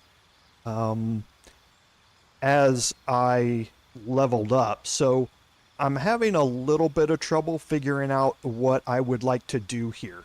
The other one that's very popular is Alert. And this is because now I can't be surprised, and I gain a +5 bonus to initiative, so my Paladin, just like Astarion, can go much higher up on the attack chain and be able to move around and deal his Divine Smite damage before other people get to go and deal damage to him or lock him down with AoE spells or things like that. So there's a lot of things here.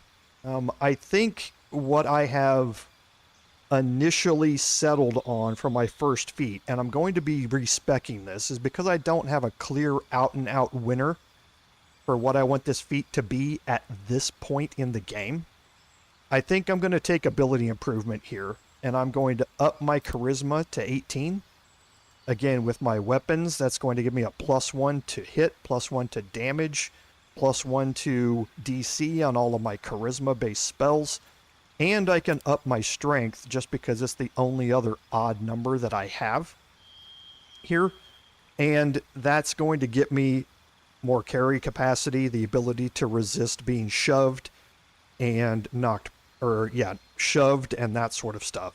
So for now, I'm going to be respecking this, but since, like I said, I don't have a clear out-and-out winner at this stage of the game, I'm going to just select ability improvement.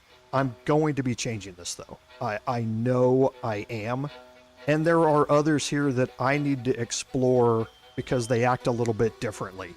So, Shield Master and Weapon Master are kind of, I guess, Weapon Master not as much, but Shield Master, to some point, gives you the ability, since I'm going to be using the shield all of the time, it gives me extra abilities that go along with using that shield, especially when it comes to spell effects and that sort of stuff. So there's going to be things I'm going to look at later on, just not right now. So I don't want to belabor that too much. But I do want to take a 4th level in Warlock there. I do not want to take a 3rd level in Paladin. That's important. So for the Cleric, again, I'm focusing her to be a pure Cleric right now. What she gets is Channel Divinity Cloak of Shadows. So if she becomes obscured, she can use a Channel Divinity in her action to make herself invisible for 2 turns. So very, very useful. Not necessarily as invisible for a Cleric class. However, I have a plan for Shadowheart that can make that a lot more useful.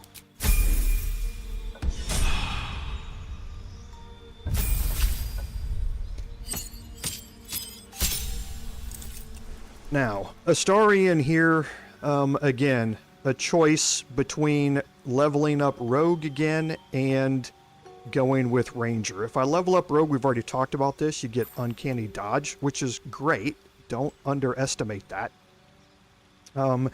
For your Ranger, however, you would now start looking at what type of fighting style you want to go with. So this really becomes a turning point for how you want to play Astarion in the future. Do you want to have him be more of the sneak up behind somebody and stab them in the back type of fighter? Or do you want him to stay at range and pepper everybody with attacks? Because the archery passive feature does more than just add 2 to your ranged weapon attack roll. It also removes the high ground rules, meaning you no longer get a -2 if you are on low ground. And, or I take that back. They are, when you gain a +2 and -2, the difference is, yeah. So my ranged attacks, to offset the +2 here, my ranged weapon attacks are subject to those rules now. And I have disadvantage with 1.5, but they've always been that way. My ranged attacks have always been subject to the high ground rules, and I've always had disadvantage when I'm within 1.5 meters of an enemy. So I'm really just gaining +2 to my ranged weapon attacks, which is the attack roll that goes along with it.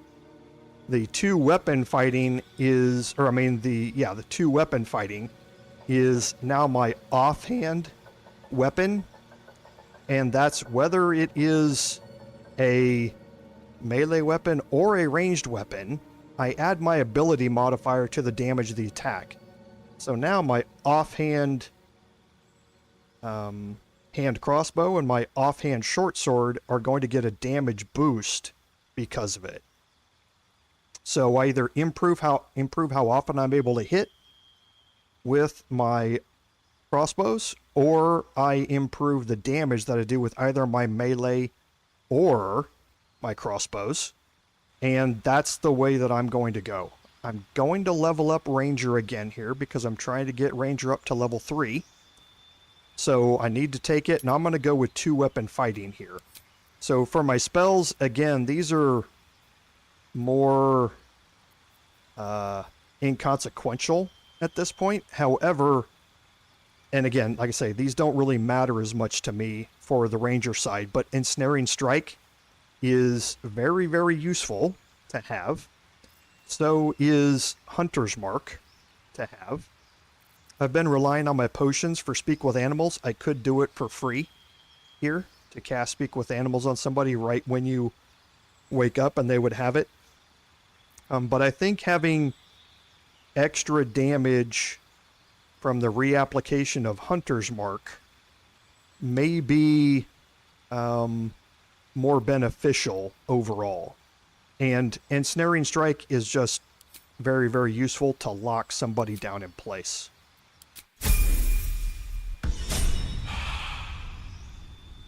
And last is Gale. And Gale, again, we're focusing pure wizard on Gale. And at level 6, we've talked about it before, his cantrips become harder to evade entirely, which means that his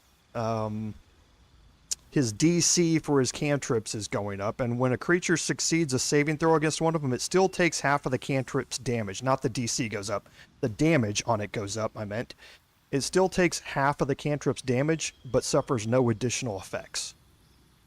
Okay, so if it passes a saving throw and would avoid all damage, now it still takes half damage, but if it was going to be knocked prone or something like that, that doesn't happen. And now for spells, we get to look at what else we can do here for really level 3. And as part of this, I think there's a couple of things that have to happen. And everyone has their own opinions about this. But haste has to happen, in my opinion. The ability to give your frontline fighters that extra set of actions is not to be dismissed. They can pump out so much damage with that additional set of actions that having haste on command instead of a potion of haste is incredibly useful.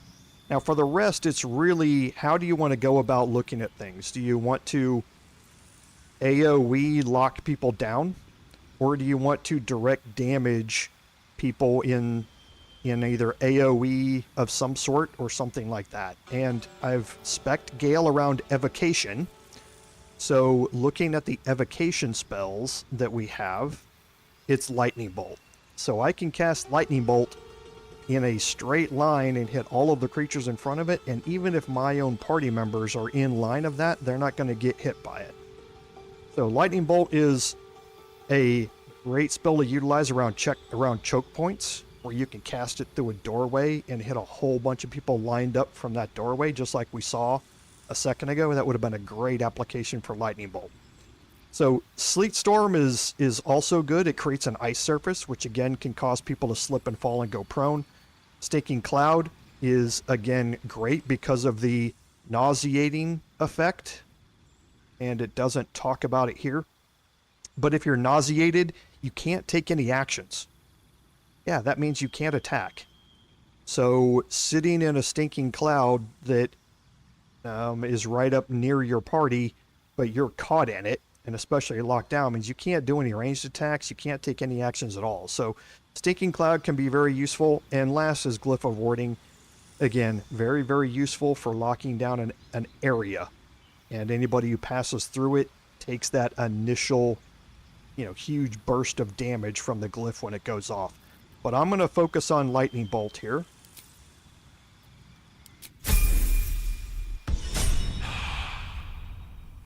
And now the first thing I'm going to do is take another short rest. Some rest's better than none. So now remember, we picked up a key. We want to go see if that key works or not. And here we go, jumping across this thing again. No hesitation.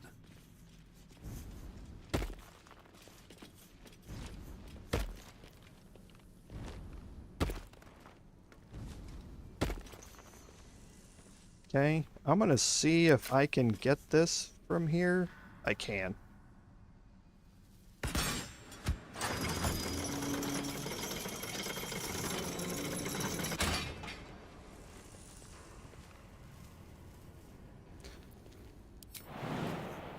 So now we're going to jump across here.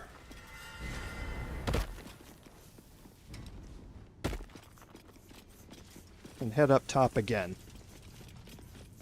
Now I'm going to take Astarion down here, and we're going to continue down this path. We're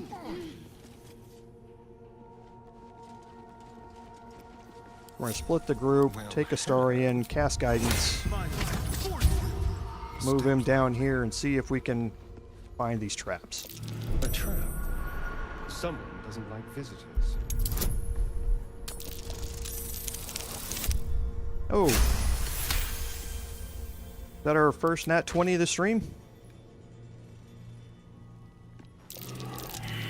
Okay, so fail both of A those. long way to go still. Onward in her name.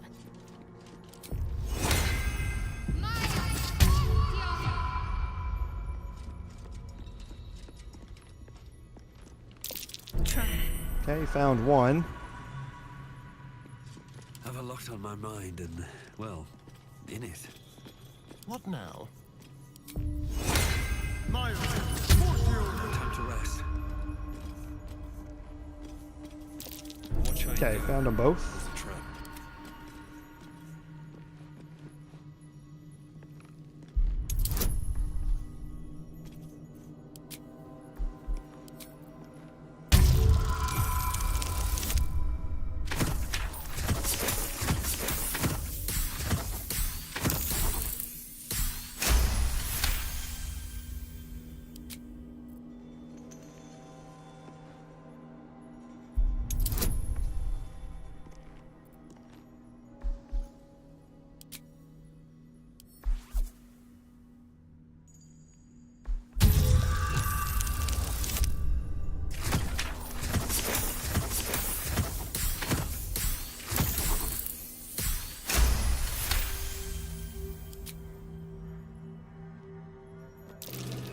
Okay, 3 more here, There is work to do. and we'll be done searching for these. Have to keep pushing.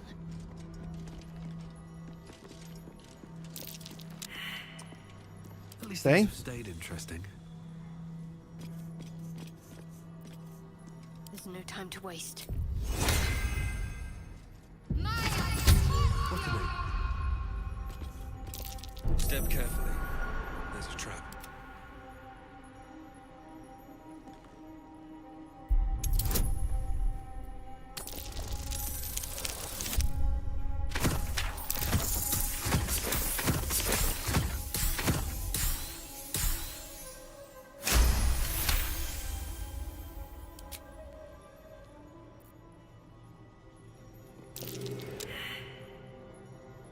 Whatever comes, I'm ready.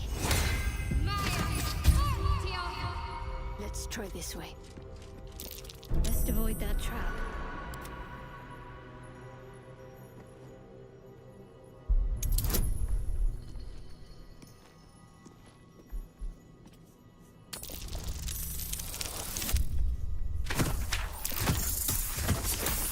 Oh, I only rolled a 1 on guidance. 32 is still pretty good, though. Alright. And Can't now give up now. we have Moving ahead.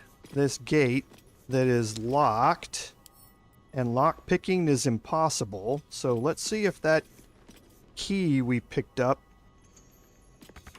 Okay, that key does not do it. So, wasn't entirely sure if it was going to or not. So the options to get in here are a couple. What's next, I wonder? First is if you have Misty Step, and Let's get going. we do, and I'm going to have to pause. Look out, buddy. Thank you. My cat jumped up in front of my TV right where the hotbar was. So, My face protects me. Which way to the nearest so, oh, we library? do have Mage Hand already here. So, 2 options for doing this, and I would prefer to use Mage Hand since it's a cantrip and I can use it over and over again. The first, I've got a long just to road illustrate ahead. it, is you can Misty Step into here. There are a couple of locations where you can see through the bars here and get to a location that you can Misty Step into this room. Right here, there's a lever to open it up. So you can Misty Step in here and then hit the lever to open it up. Lovely However, doing you this. can also do this with No. Mage Hand. However, what I'm going to do is kind of pull Best be on everybody my back way. a little bit. Salutations. you can cast Mage Hand in here as well. Good show.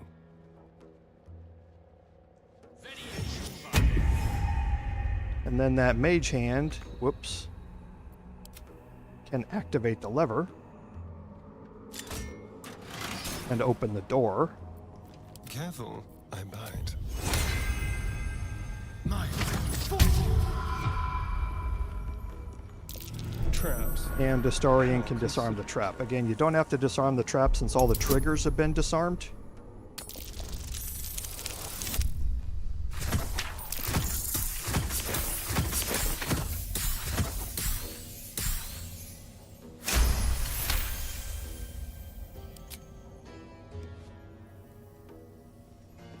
Okay, and then I can get Gale to dismiss Mage Hand. Because I can bring it back anytime I want. What's next? Okay? So that's how you get in here to access this. I'm not entirely sure what that key that I picked up, Still breathing. what it's for. Everything. The rusted key here. Heavy old key marked with a purple ring Shar's symbol. Not entirely sure what it unlocks.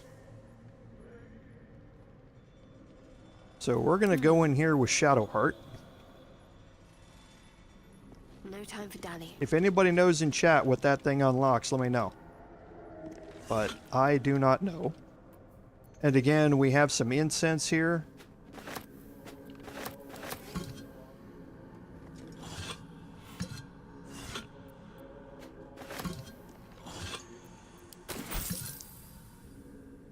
And then over here on this side, we have a Check for skeleton, anything useful. and we have an Idol of Shar. An idol of Lady Shar. It cannot be a coincidence that I found this. All these signs of a Sharan presence. Dark Justiciars. Okay, so you get an additional line item here that tells you that yes, the Grymforge is leading to a Dark Justiciar temple. It might be, Lord Henry. That's a ways back. I think what we'll do is we'll continue on here, and once we've unlocked the waypoint for the Ancient Forge, then we'll Can't afford to stay idle. come back and see if we can make our way back up there and see if the key unlocks it. This is a very out-of-the-way location for the key to be for that room, but it might be. That's the only other door that I haven't found a key for. So this has the Protecty Sparks wall, and we talked about this last live stream. For a lightning charge based build, the Protecty Sparks wall is great. It gives you a +1 bonus to your spell save DC, which means your spells are harder to resist. It also gives you a +1 bonus to armor class and saving throws as long as you have lightning charges. So if you have built your character around lightning charges, then this is a great addition to that. I actually do not know how much of that lightning gear I have around anymore, but off stream I may go looking, because I do still have the blast pendant and the ring. Do I have the shield?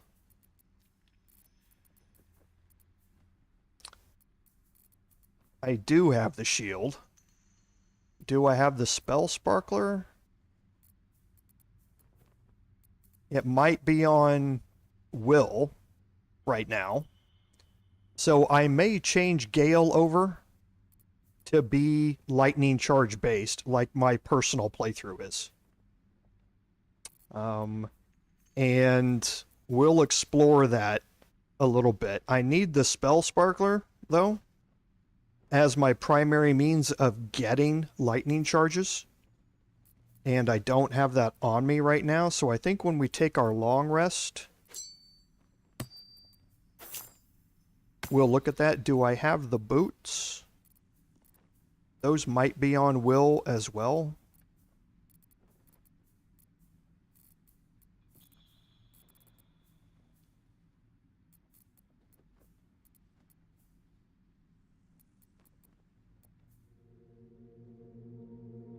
I think they might be on Will right now. So, oh, yes, that's right, I did. I did not take the Spell Sparkler, I took the Trident instead. Okay. That makes sense. So, I don't really have a way to get lightning charges except through the Speedy Light Feet. And I would have to... No, those are medium armor, so I can't use those. So I don't have an option to really get them here in this one. In this playthrough. I can set up Gale, who's not in my party right now, in the Bard playthrough as lightning charge based, though, I believe.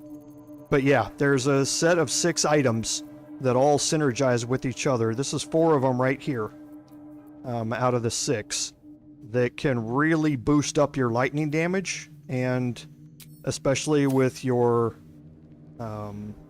with the lightning bolt spell or the call lightning spell, things can get really sporty Have a lot on my mind, well, when you're using in those. it.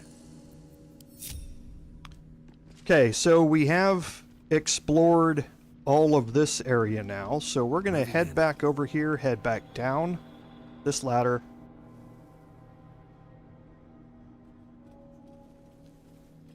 And I'm going to quick save again.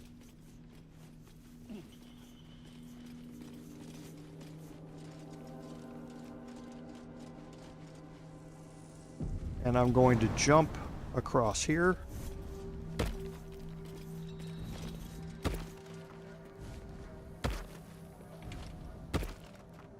And then I'm going to jump down here. I'm just going to move out of the way and clear more space for them to jump. So what do we have? So Astarion, or for Astarion and Gale.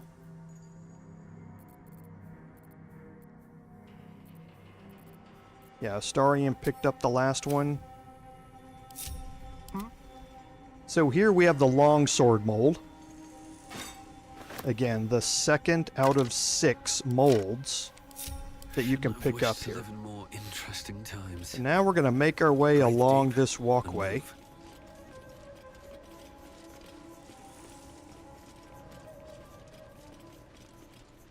We actually didn't continue. We didn't look for something else.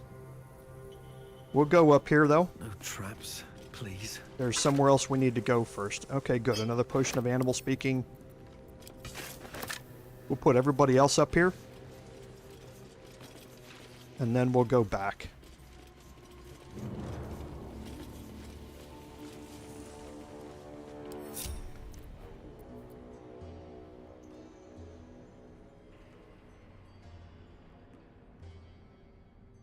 We need to explore down here.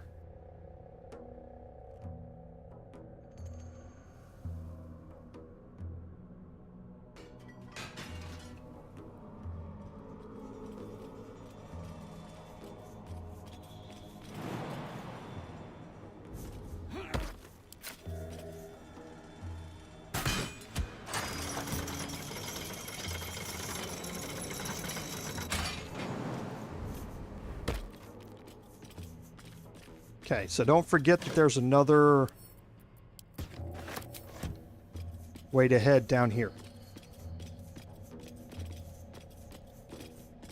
It's actually quite important.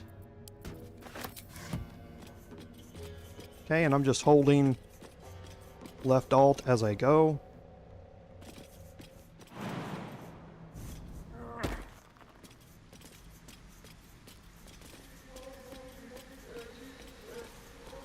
Okay, now you can, again, technically walk across this. I don't ever do that. I'll take that. Anything of use?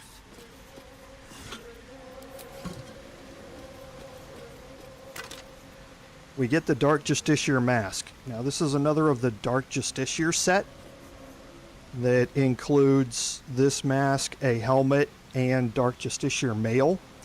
This is just a mask that gives you +1 intimidation, which if you're going an intimidation route, it can be useful to get that +1 bonus situationally when you're in conversations. For me, I've got persuasion, so I don't need to utilize it. Okay, and then I'm going to head over here. There's a map of Moonhaven. We learned about Moonhaven previously. This is ordering soldiers to kill everyone in Moonhaven. So that whole war previously was not great. In the beginning came morning, then night. Two sisters clashed, one dark and one light.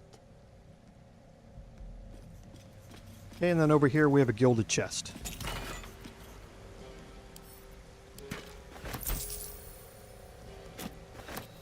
And some crafting materials.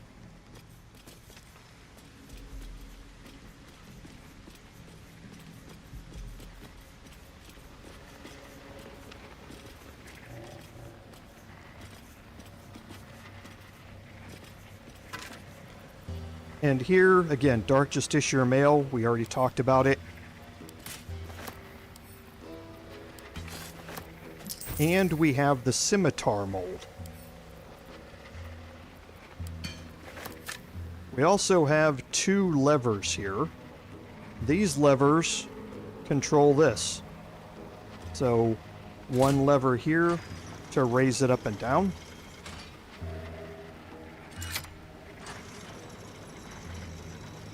And 1 lever to make it go left and right.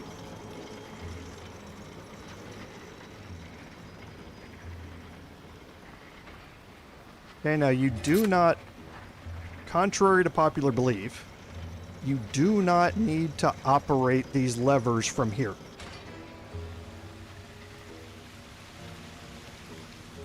And I will show you what I mean.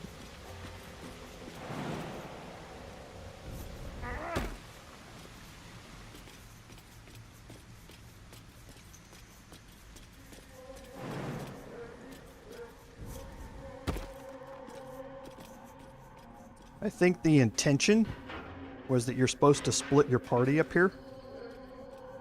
Leave somebody up there to activate those levers. And then once the waypoint is activated, group your party back up together. But you don't have to. So if you've explored all of that and your party was entirely together, then just keep it together as you move up here.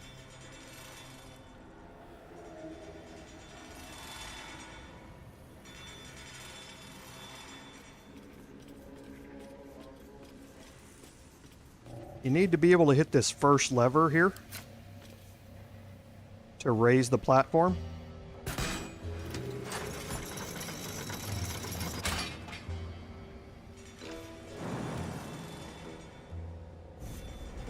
Platform's covered in rust. Must be older than bone dust.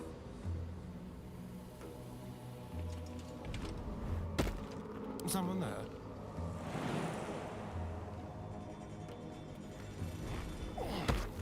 Ready and willing.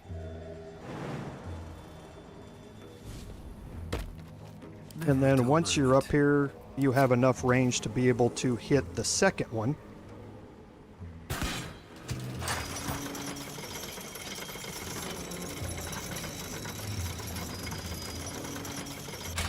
Which takes you over here. Now you're going to take, here, and I'll illustrate it. All right, time to skulk about. You're going to take some fall damage if you're doing that. No rest for the However, wicked, I see.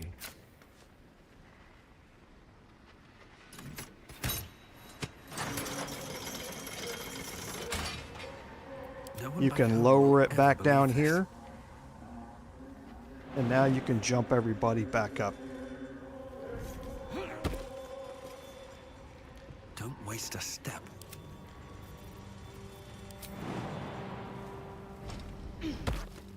This way.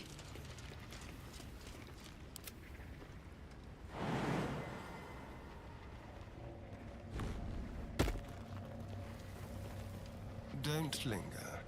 Yes? And yes, as Eric said, you can certainly use alternate methods to get over here and around and everything else. So there's a bunch of different ways to skin this. I'm just trying to do it without utilizing items that people may or may not have. Yes, because I do have the Boots of Mystra here, so I could cast Featherfall and negate the fall damage. I just trying for the most part explain it as if I don't have any items, that as trying to make it seem like you have to have this item to make, to go along with it. So, but yes, I could Featherfall up there and avoid that damage, or I can just shoot it back ranged again and do it that way. You can't drop the platform down here and then shoot the other one to make it go to the right, because this, you'll get path interrupted trying to shoot this one from down low. So you need to move it across first using this one and then hit this one, because now you have a range shot to it and you won't get path interrupted, to drop it down lower to jump over here. Now here I'm going to quick save again.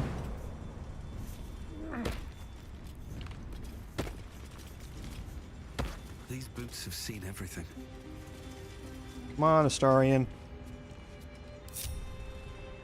Don't touch me. Moving. Is that blood? No, never mind. And now I have the Underdark Ancient Forge waypoint unlocked. And now I can get back here anytime I want. Remember, we have the Harper stash here that still needs to be explored. So we're going to head back to the Grymforge, but before we do that,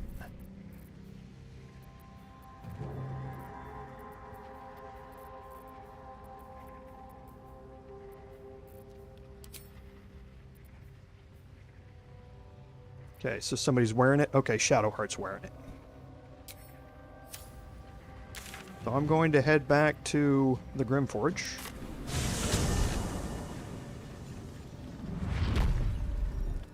What path lies before me?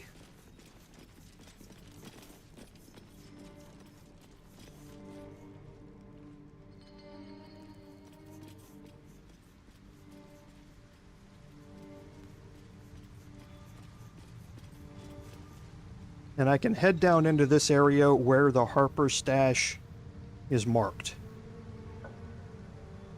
And I'm actually going to...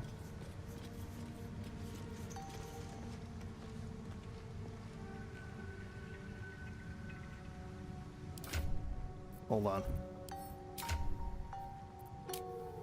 Okay, yeah, I remember what I did now. Sorry, I was thinking about something in my head to evade this. Watch your back.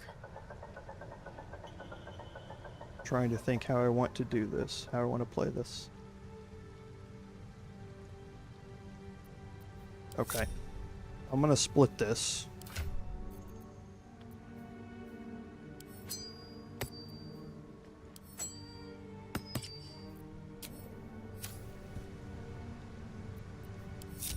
Never seen nor heard. Just like old times.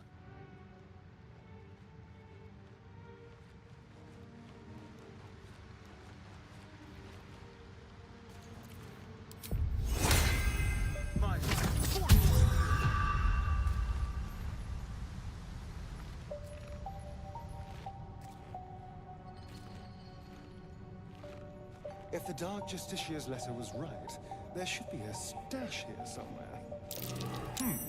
If I was sensible, I'd lock it in a chest. But if I were clever, I'd put chests everywhere and hide it somewhere else entirely. Okay, so the investigation check there kind of gives you a clue as to what's happening here. He would hide it in a chest, or put chests all around it, and then hide it somewhere entirely different. Okay, and that's what has happened here.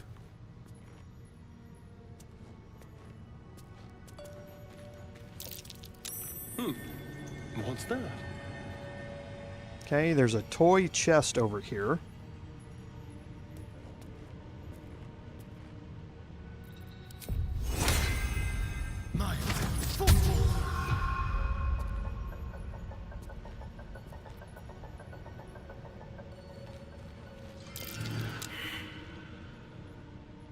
On my way. We'll try this. Okay, so I failed my perception check there. Okay.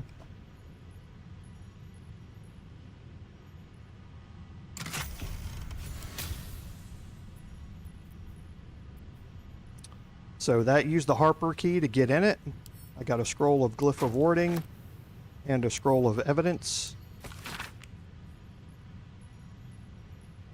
So this is a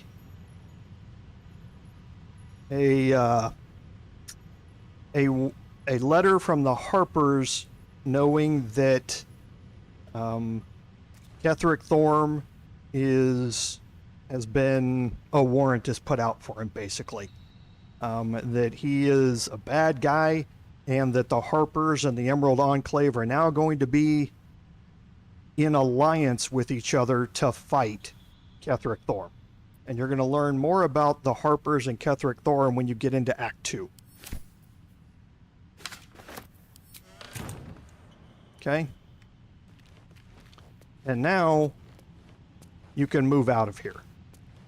Now, what's important is that if you do not cast light here, then it doesn't matter if you open this, you know, if you know about this chest or not, or you brought it open. As soon as you click on it, these chests are going to know about it. And you're going to get attacked, and you're going to be surprised. Now, these wooden chests are not just wooden chests. These wooden chests are actually mimics. And this can actually be a very interesting combat encounter to have. Let's prowl.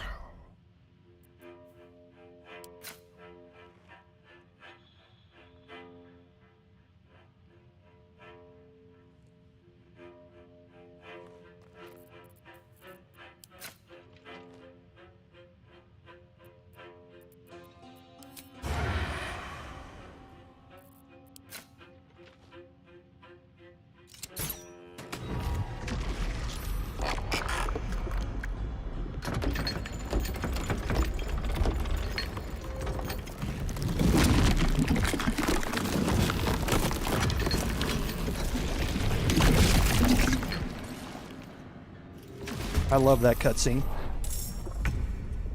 The important thing about it is that if you trigger this combat, you trigger it so that you're not surprised. If you open this chest and trigger it that way, you become surprised. All three of these mimics have a whole turn to go after you. Now, the mimics have a ranged attack which can pull you towards them. They also have an attack that will eat your weapons. And it's not drop your weapons, they will eat them. And you can't get those weapons back until you kill the mimic. So it's a very interesting combat encounter to have. As long as you play it so that you are not getting surprised and getting disarmed right off the bat, and then being put at a serious disadvantage because of it.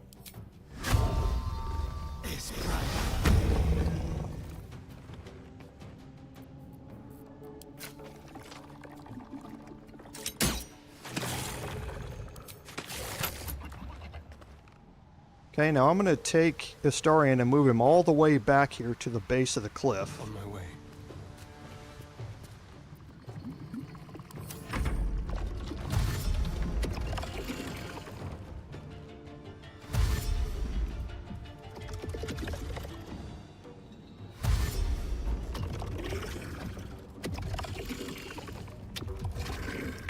Okay, and you can see they don't dash very far.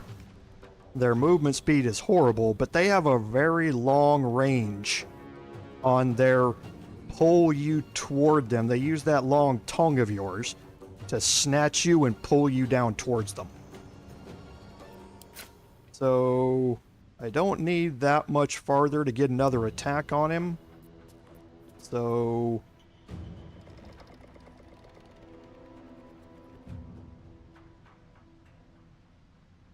I don't think that's going to be enough.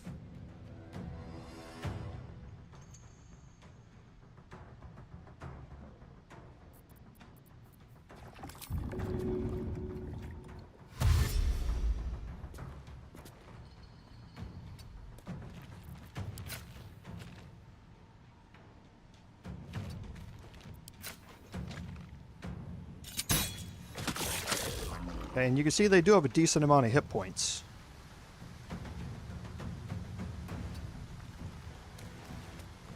Okay, and we'll see if they're going to be close enough to snatch me this turn.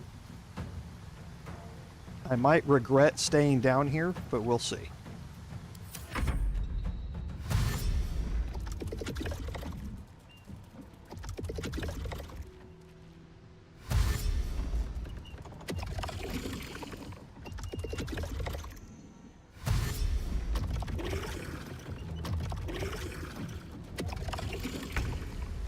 Alright, so now I think we can start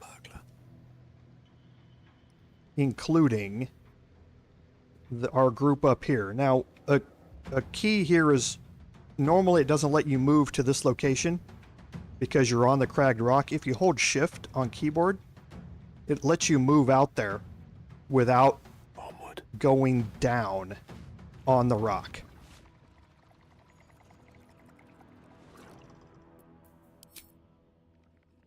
And I can get all three of them.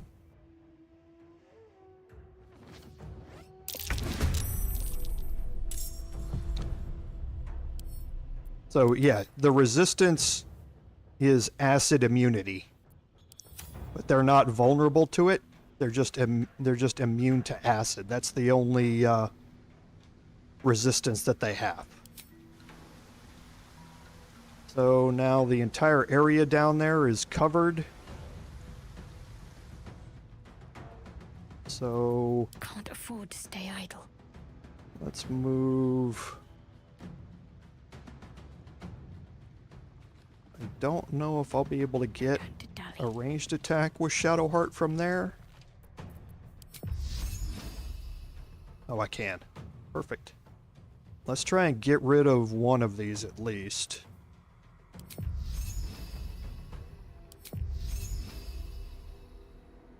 Bleed for me. She's got advantage on this because of Feller of Monsters.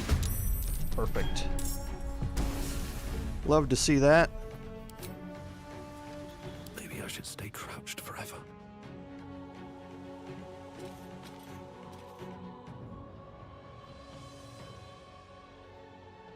Actually, let's see about Astarion still has his turn here. We're going to reapply Hunter's Mark.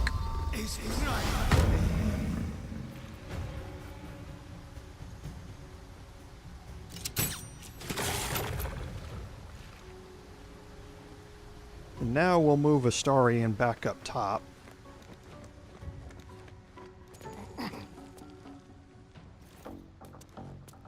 Kind of out of the way. Bit of caution never hurt.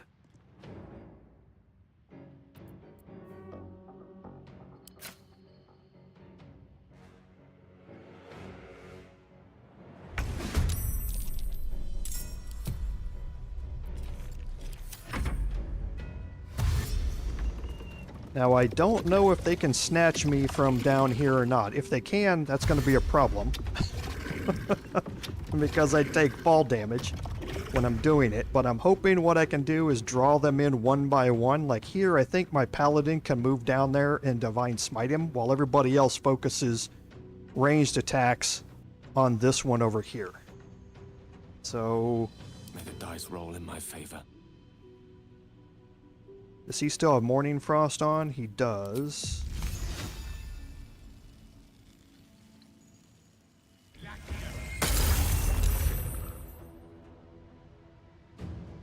Okay, now I'm going to move Gale back out of the way.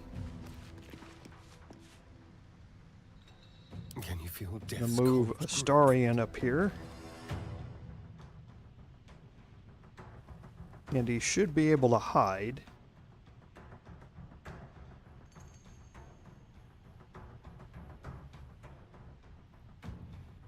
Target's outside normal range. Huh? Interesting. We'll do it my way. Okay, got a crit there.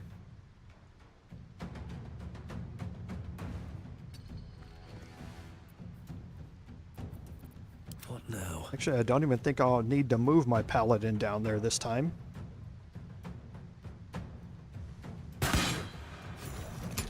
Perfect.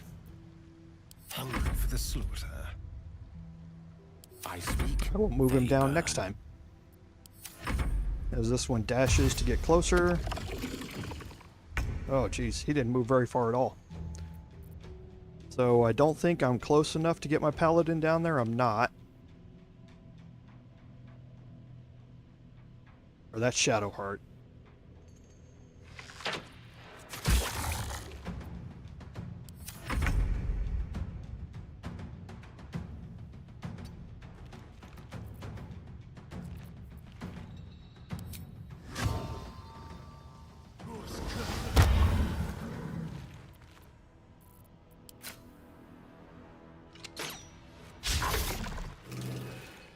I'll move him back out of the way. The witching hour. Bring Gale in.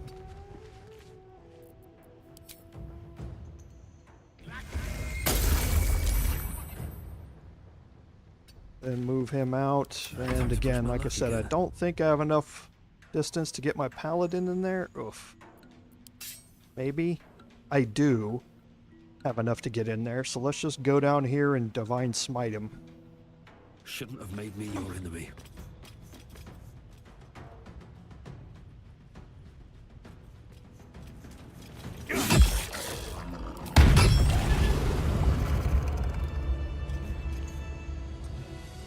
Okay, so you do not have to fight the mimics. However, fighting the mimics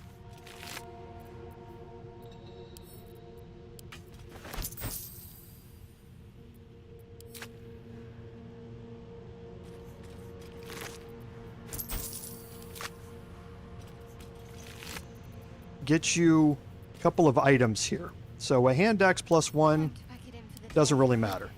The Wondrous Gloves, however, is a bard specific item. Troubadour's Wonder is the trait here. Your armor class increases by 1. Just straight +1 to your armor class. That's it. In addition, if you have Bardic Inspiration, you gain 1 more use of it. These are Bard gloves that are going to take you through most of the game for your Bard character. We are going to be changing our party around at some point to, like I say, I have a plan for Shadowheart, and we're going to be looking at a lot of Bard items. Gaining an additional Bardic Inspiration is huge. Being able to cast Combat Inspiration on somebody 1 more time to be able to give them additional bonus damage or bonus to hit, especially when you're trying to hit with a Paladin to do massive damage with Divine Smite, is extraordinarily useful. So that's why even though I know how to solve the puzzle down here and get out without the mimics, I always want to have the combat with the mimics so that I can grab the wondrous gloves. But for now, they're going to go in my camp chest because I can't use them. But on another playthrough that we just had earlier today, those gloves are incredibly useful. And now we can take ourselves back to the ancient village. Yeah, that +1 armor class is huge. On a D20, it is an additional 5% bonus to keep you from getting hit. And there just aren't that many things that give you armor class bonuses outside of your armor and shield that don't cost a spell slot or something like that. And this does it. It's just passive all of the time. So incredibly useful. So now here at this checkpoint, a couple of important things to know. First, if you take everybody into hiding, you can see that we have some detection cones down here. You can't... Oh, you can see. We have a couple of... We've seen these before. These are animated armors. They're constructs. We have, like I say, seen them before. There's another one here. And you can't see it, but there's another one up here. Two of them are ranged. This one's ranged, and this one up here is ranged. Two of them are melee based, and they have great swords here and here. So you want to play this in a way that kind of maximizes your ability to do damage while at the same time minimizes their ability to do damage. And the way that you do that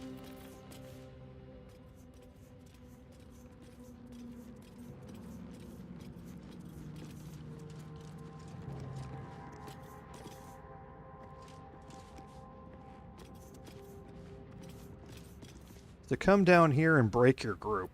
Everybody's hidden. So we're going to toggle the group, and we're going to move everybody kind of up against this wall here. Oh, let's get this over with. Quietly now. And we're going to take Astarion out here, as usual.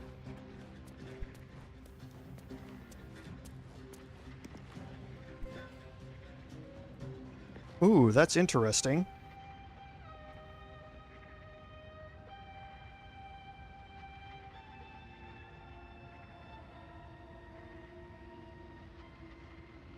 That's very interesting, Scorcho.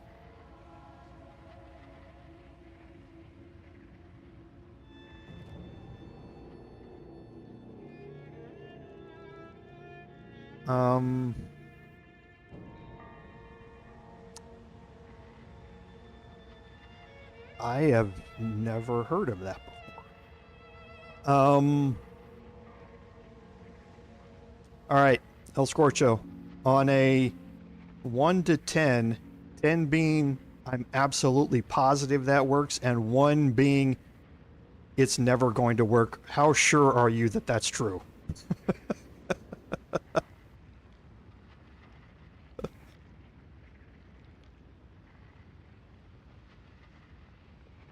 Let me know in the chat here.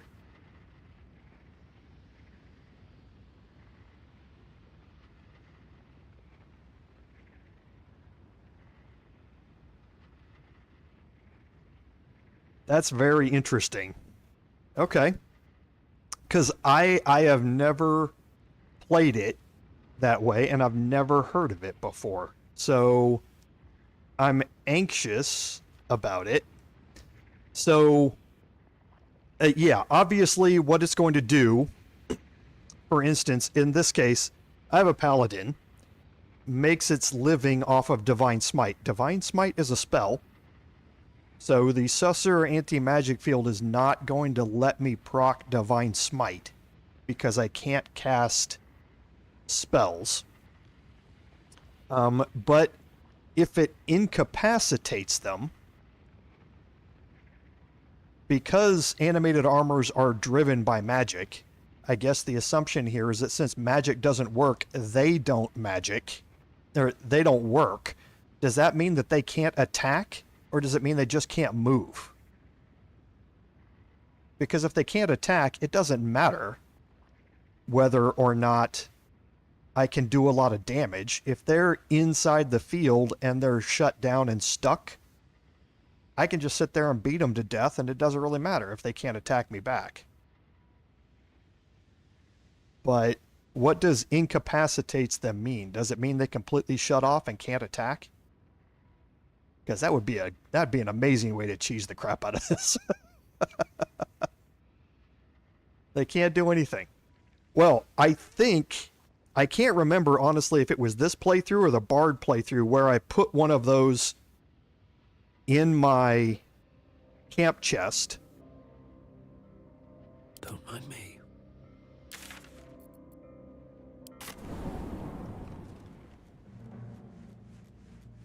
Oh, wow. That's interesting. I've never seen the detection cones in here before. So let's see if it was on this playthrough when I put the Susser Bloom in here, or if it was on my Bard playthrough. I think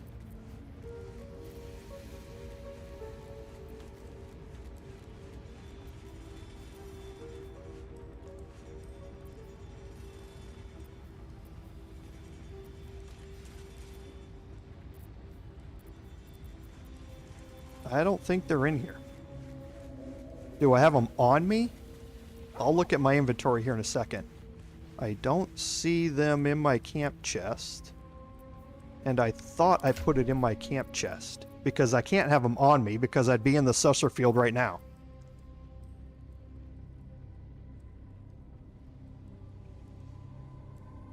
Yeah, I was going to say, I don't think I have them on this playthrough.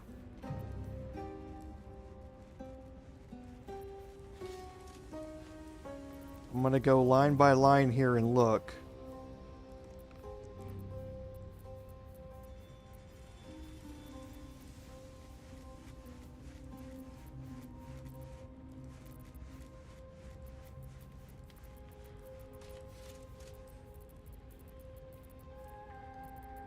Yeah, I think it's on my Bard. So, we haven't gotten here on my Bard playthrough either. So, we'll test it out on my Bard playthrough. Bring it quiet. We'll try that. For this one, we'll just do it the normal way. No, I have been here on my Bard playthrough. Or have I? No. Oh gosh, now I'm confused. Chat, did I make it through here in my Bard playthrough? Yeah. Yeah, I don't think I have it here, but I can't remember. No, I don't think I've been down here on the Bard yet. I don't think I have. We'll illustrate it on the Bard next week. We'll do that. For right now, I don't want to waste any more time. I want to get this encounter started here.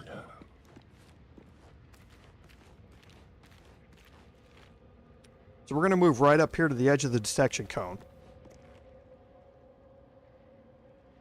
And we're going to see what options we have. Yeah, there are some on the... I could always go back and get them, but I know I saved one, and it was on a live stream playthrough, because we commented about the fact that you can't take them out of the Underdark. You have to leave them, or you can only utilize them in the Underdark. So I know we commented about it on a live stream. That must mean it is the Bard live stream, and I don't think we've been through this encounter earlier today on the Bard live stream. I don't think we got here. I think we were still at the other end of the bridge. So we'll take a look next week and see. So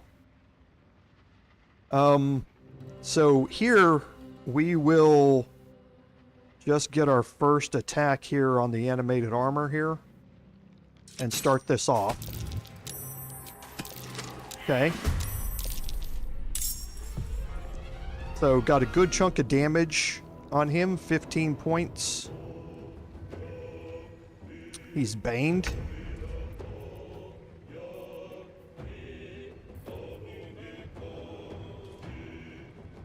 Hunter's Mark will apply. Drop in another attack here. Oh, I didn't need that miss. And now we're going to move back as far as we can. Let's move.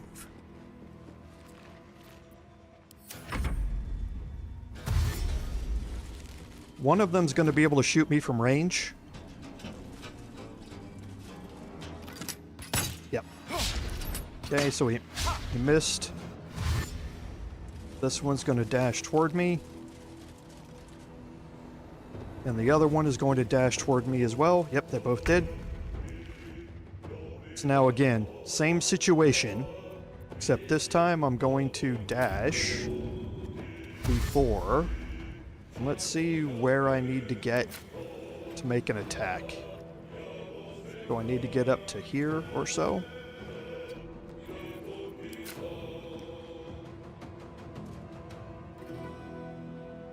And we're actually going to...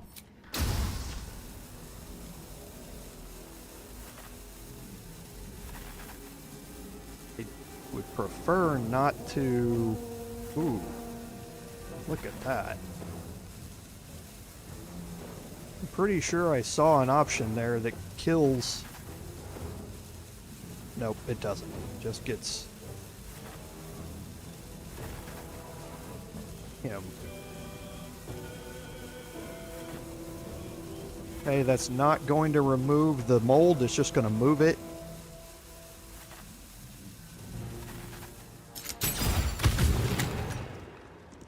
Okay, it missed, but it did knock one back. So now again, we're going to move all the way back. As far as we can.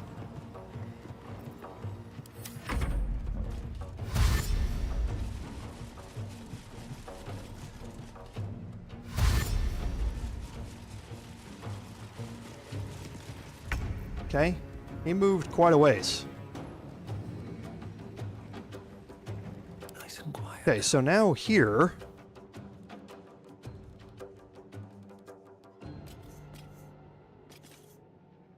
Again, I want to focus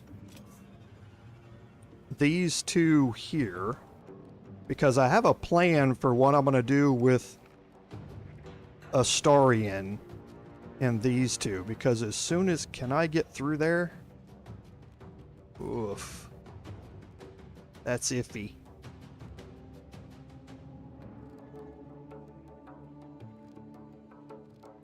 That's really iffy.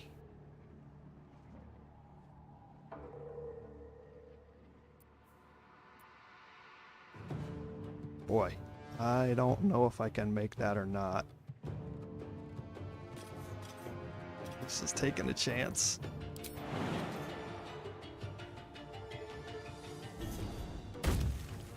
Okay, I made it.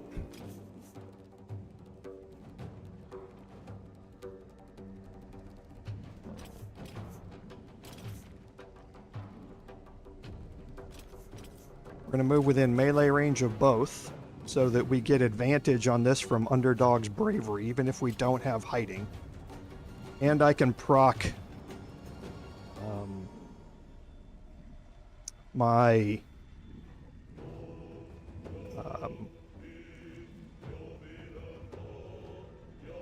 so I can proc my Divine Smite here. So let's try and get rid of this one entirely.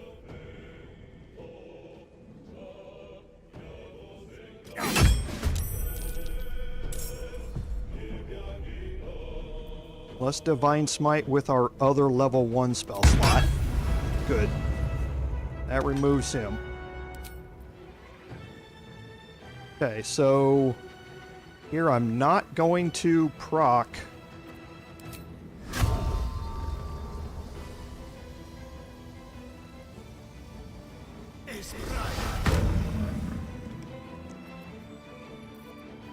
I think it's too far away. Yeah.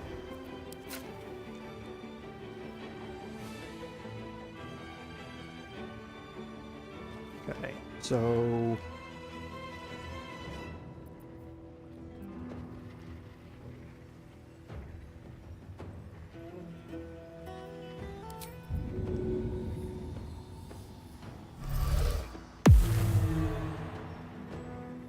for some reason that animation takes a while to go into effect. I'm not entirely sure why. With finesse. Okay, so this one's going to turn and shoot at me, but he's got disadvantage for being too close. These two are too far away to reach me in one turn, so they're going to have to dash to move back here. And all their detection cones are going to be facing this direction.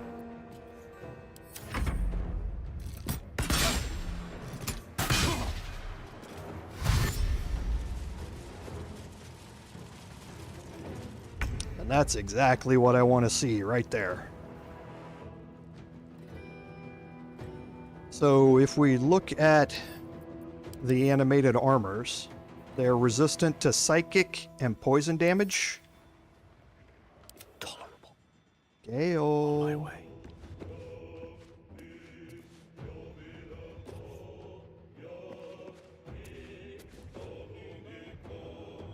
How far is that? I don't think it's far enough. Let's move back here a little bit just to make sure he's out of range. And I can drop a fireball right on top of all of these guys. And not hurt my Paladin because that's an evocation spell. And Gale has sculpt spell. Let's do that.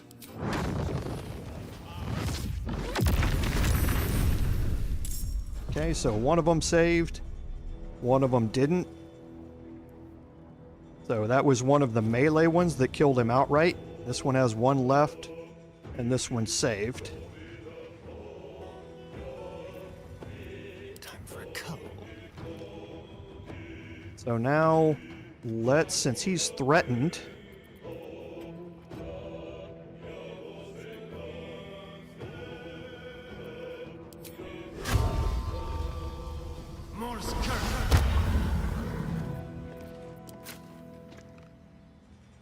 this should get me sneak attack. Kills him. Now we've got one hit point left. Next, I wonder. Better tread carefully.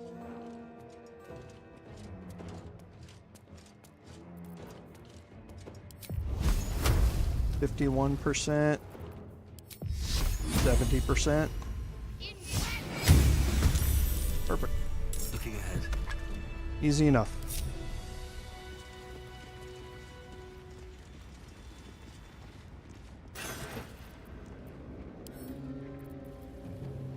I don't know where we are with our carry weights, so Gale needs to pick up all these.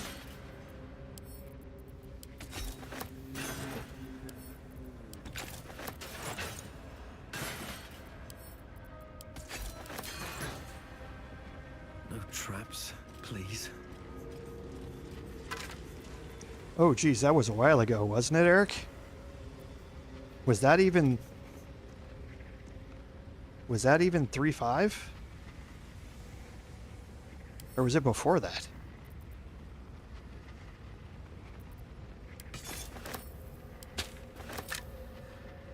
Never wanted the easy path. Okay, so now we have another mold over here. On it. The scale mail mold. This is medium armor. The path less traveled.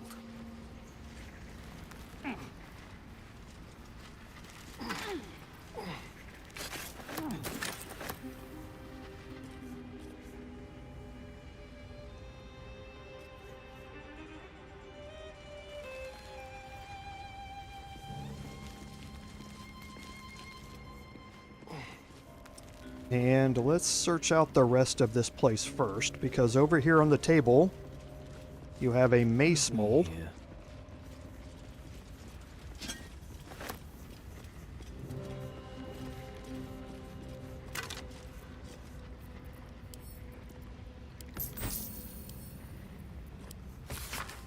You have a dusty book that talks about Silviali and what's happening, that they're trying to forge adamantine in the forge. That was the whole purpose for this.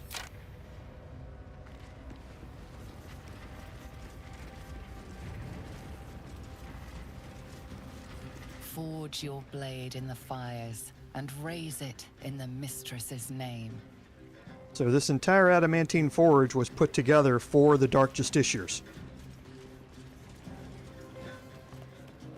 Yeah, I don't think it was 3.5. I think it was actually 3. I don't think I'd have, like you say, it's been a long time. I'd have to go back and look. I don't think that was in 3.5 rules. I think it was before that. We're going back to the advanced Dungeons and Dragons days.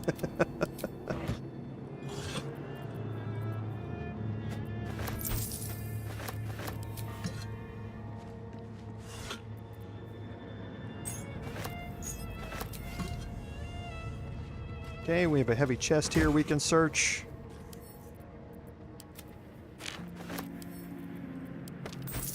Couple of scrolls. Then over here we have a forge construction log on the table we can read. And again, this talks about the fact that they put it together and how they were testing it with the magma and how to heat up adamantine and how they were having trouble making it work.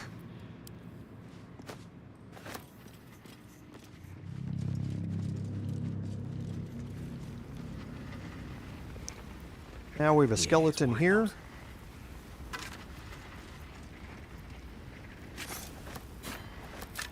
Then we can make our way down here, and this is what we saw earlier when we were down at the near fight, which was right here, when we crossed over here. That's this area here.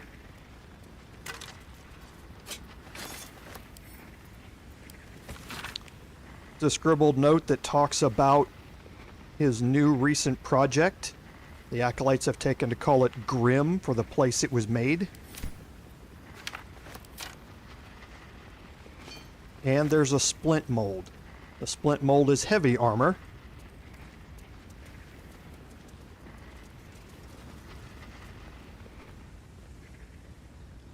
And now with the last piece of the day, I don't think I'm going to do this side. I think I'm going to go down here first. Just because it's 15 minutes left and I don't think... No, we can do this side here. We can do this side. This is only 5 minutes. So we might end a little bit early here because I don't think I can do either of the combat encounters in that time and still do this. Okay, so again, just some more items we're going to sell, and we're going to head back to the Underdark and sell these items off. And again, here's the Dark Justiciar helm.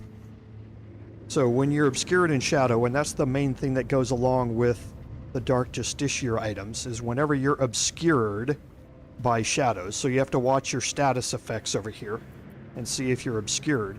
You're going to gain a +1 saving throws when you attack, and it also gives you a Constitution saving throw all of the time.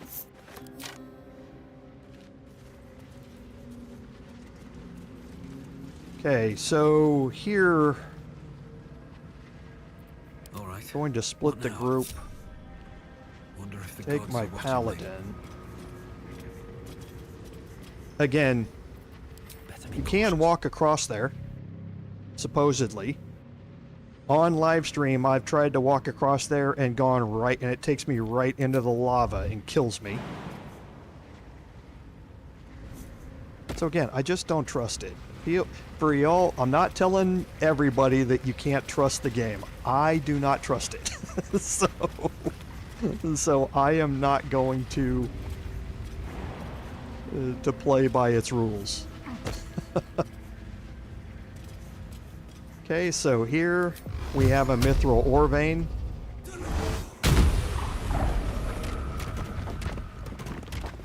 And what's left over is Mithril Ore. Okay, there are 2 of these that you can find out here, and we were successful in finding the dirt mount. There are 2 Mithril Ore that you can find that you can craft into weapons and or armor.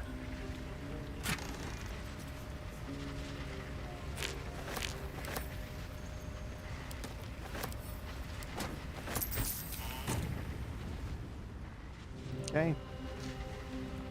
So the rest of the area here is unreachable. You can't jump back to any of these locations. You can jump across here if you would like.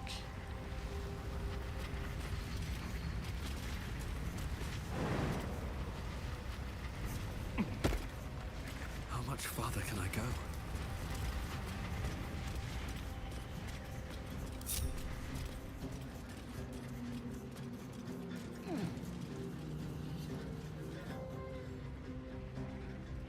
Okay, now this one here.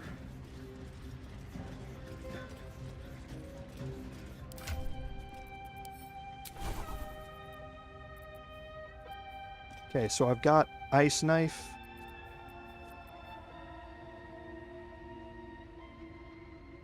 Okay, so this should be good. One with the weave. Yes, I should have plenty here. Still alive, so that's progress. Okay, so what we're going to do here is, again, we're going to break everybody apart. Well, we're going to put everybody in hiding, break everybody apart. I'm going to pull my Paladin out of hiding. And somewhere in here, I have an elixir of fire resistance. Okay, now the elixir of fire resistance is not a timer. It lasts until long rest.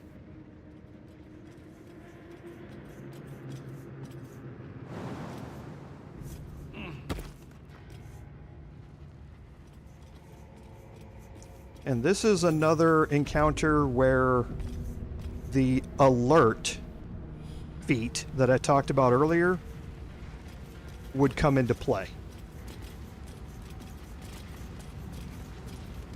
Now I can.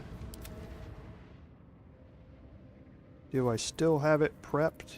I do not.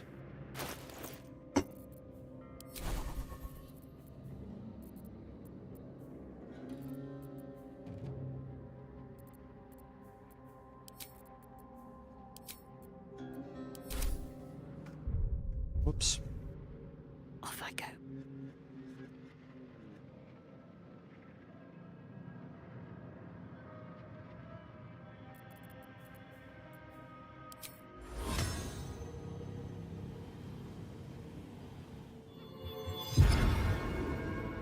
Calm and quiet, that's the way. Okay, now that's Still on a breathing. timer. Despite everything, I have to keep going.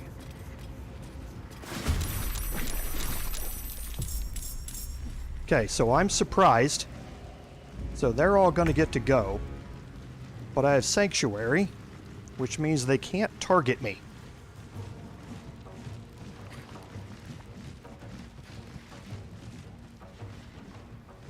They're all going to come towards me, but they can't target me. So that whole first turn, they were able to just move up next to me, and that's it. Now, they could have targeted me with AoE spells if they had AoE spells, but since they don't, now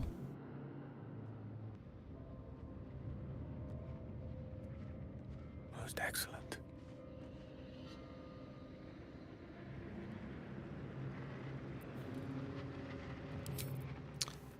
Ice Knife is going to be able to get all 5 of them.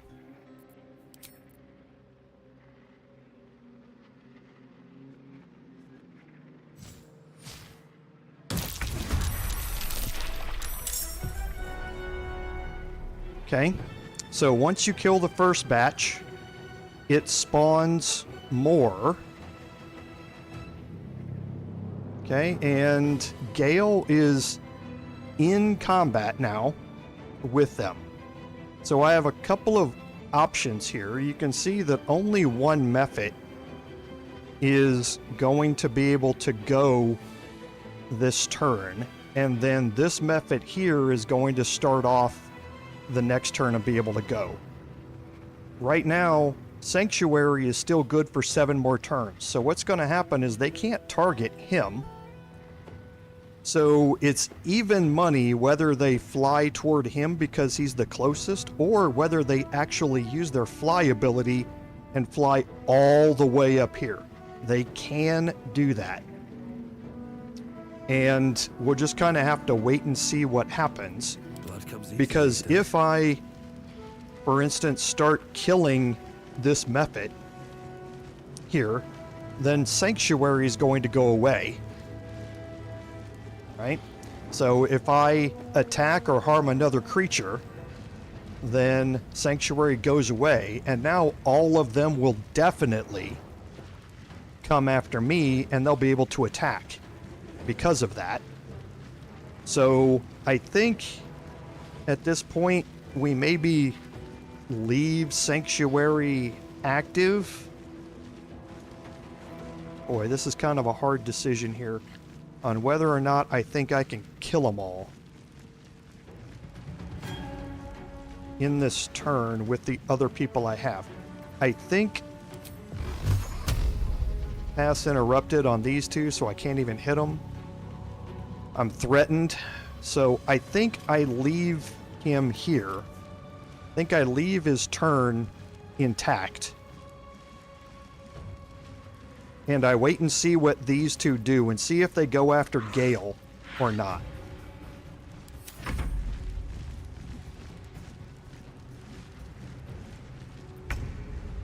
Okay, so none of them went after Gale, which is good. So now these two, which ones are they? Okay. So these two that are right next to me. So I think I let it go again and see if they go after my Paladin or not. These two are the only two I think I might go after Gale.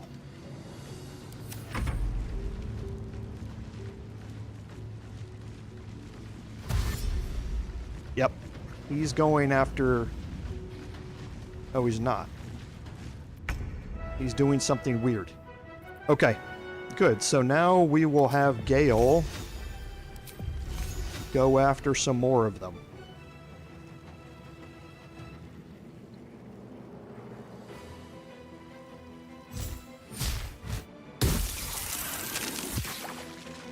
Okay.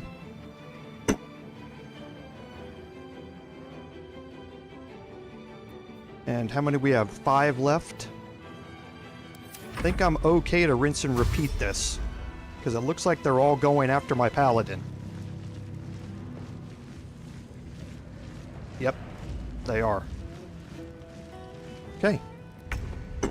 This works out good, so I'm going to let him go another turn, because again, Sanctuary's still active.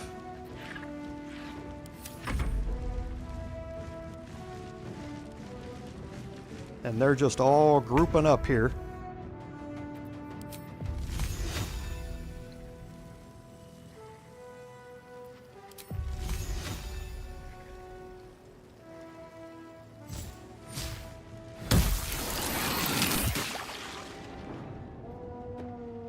Gale's putting in work. So now I think I can probably bring everybody else into this. Cloak and dagger. My favorite. Onward.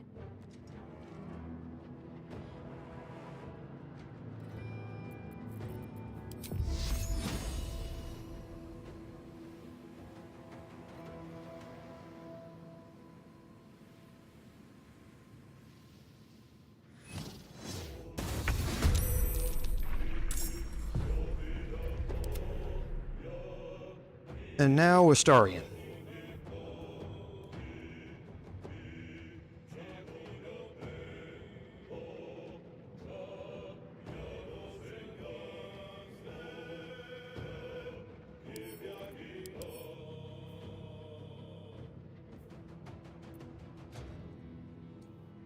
That's interesting, El Scorcho, because does the fact that magma mephits are fire elementals, does that mean that they have the burn condition already on them? I guess I'll find out. Actually, let me use my offhand attack first and see what happens here. That one's wet. That one's not. Yeah, that's kind of what I'm wondering. I mean, it's not the effect, because the crossbow deals piercing damage. It doesn't deal fire damage. It just deals the additional piercing damage to targets that are burning. Now, these targets, they do not have the burn status effect, meaning that they are not wreathed in flames and have the, like underneath my name, there would be a burning status effect. They don't have it, but however, they are fire elementals, basically. So does that mean that just by their very nature, they are burning? So I'm going to try an offhand attack here first and look at the damage and see what it says.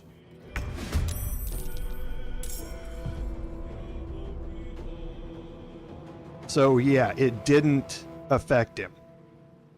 I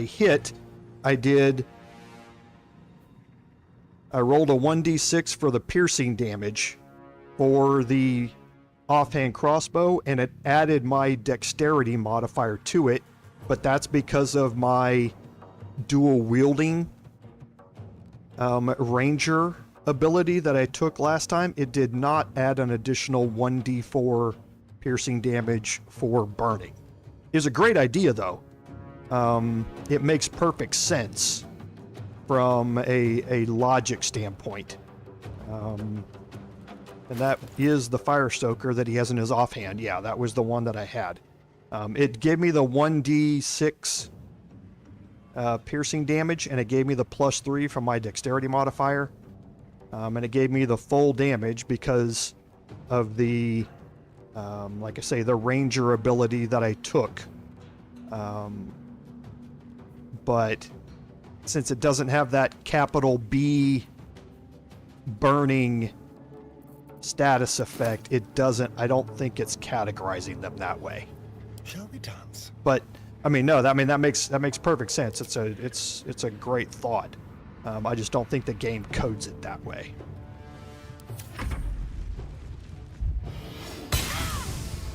And that was to be what was expected a long time ago.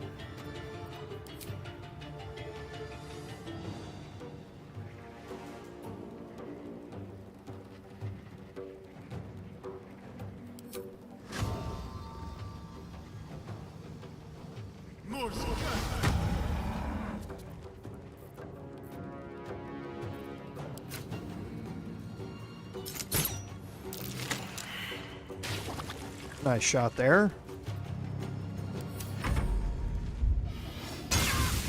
Boy, they just love casting heat metal on her. Nope, not flames. Sacred Flame is radiant damage. Perfect. Okay, so now all of the Mephits. Yeah, no, that's exactly right. That's exactly right, Peter. That's why I love the thought, Scorcho. I mean, that's a great logical thought to how things would work. If you were in tabletop, I guarantee you that there's a better than average chance that your DM would let that damage go through. It's like I say, it's a great thought. It's just one of those things that in the game is going to be hard coded. And here, because it's not listed as that exact status effect, it's just not going through that way. But yeah, no, that's exactly what makes tabletop and D&D and, you know, in general so great, is how people think like that. So, no, that's a great idea, Scorcho. I appreciate you offering it up. I would not, if I thought it was guaranteed not to work, I would not have tried it. Breathe deep. So, thanks for offering it up. I appreciate that.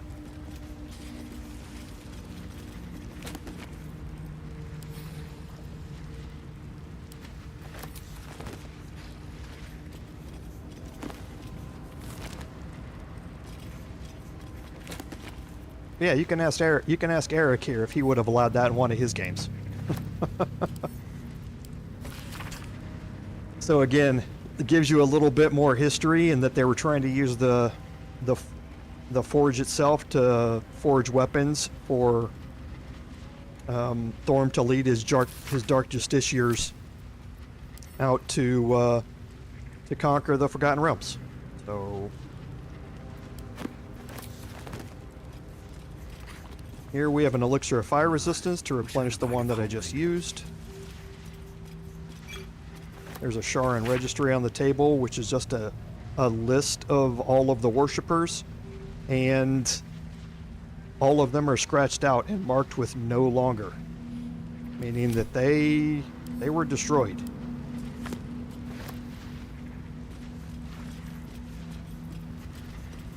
Now here we have another mithril vein. And we have one more mithril ore here. Okay, so just going to head back here because there's nothing else over here to do. I'm going to head back up here. I'm going to group everybody up.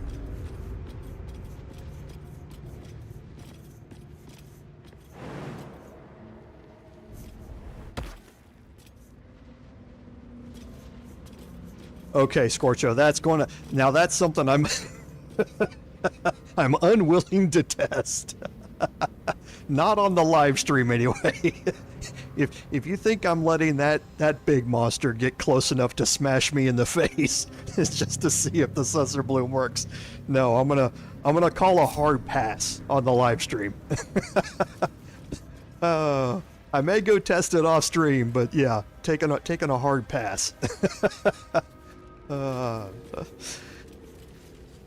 So here we are. We're still okay for the most part on some people's action economy, but Gale is pretty low, so we are going to take a long rest. And all we're going to do is head back to camp and save here, because we are out of time for today. So that will get us to a great point to stop off. Next week we are going to head down and deal with the quest line of help the spirit of the amulet. We're going to do this. It can be really easy. It can also be incredibly hard. It really depends on how good your planning is, as well as how well your luck runs with some of your rolls. So we're going to be trying that out, and then we are definitely going to go down and fight Grym. And no, I'm not going to let him smash me in the face with a Sussur Bloom to see if it works. So, but that gets us to a good point where we're going to end today. So as always, thank you all for coming along on our journey today. I love my chat. You guys are great. Thank you very much for all the comments. I appreciate it. Without your support, none of this would be possible. This is Commander Jorval saying, until next time, fare thee well.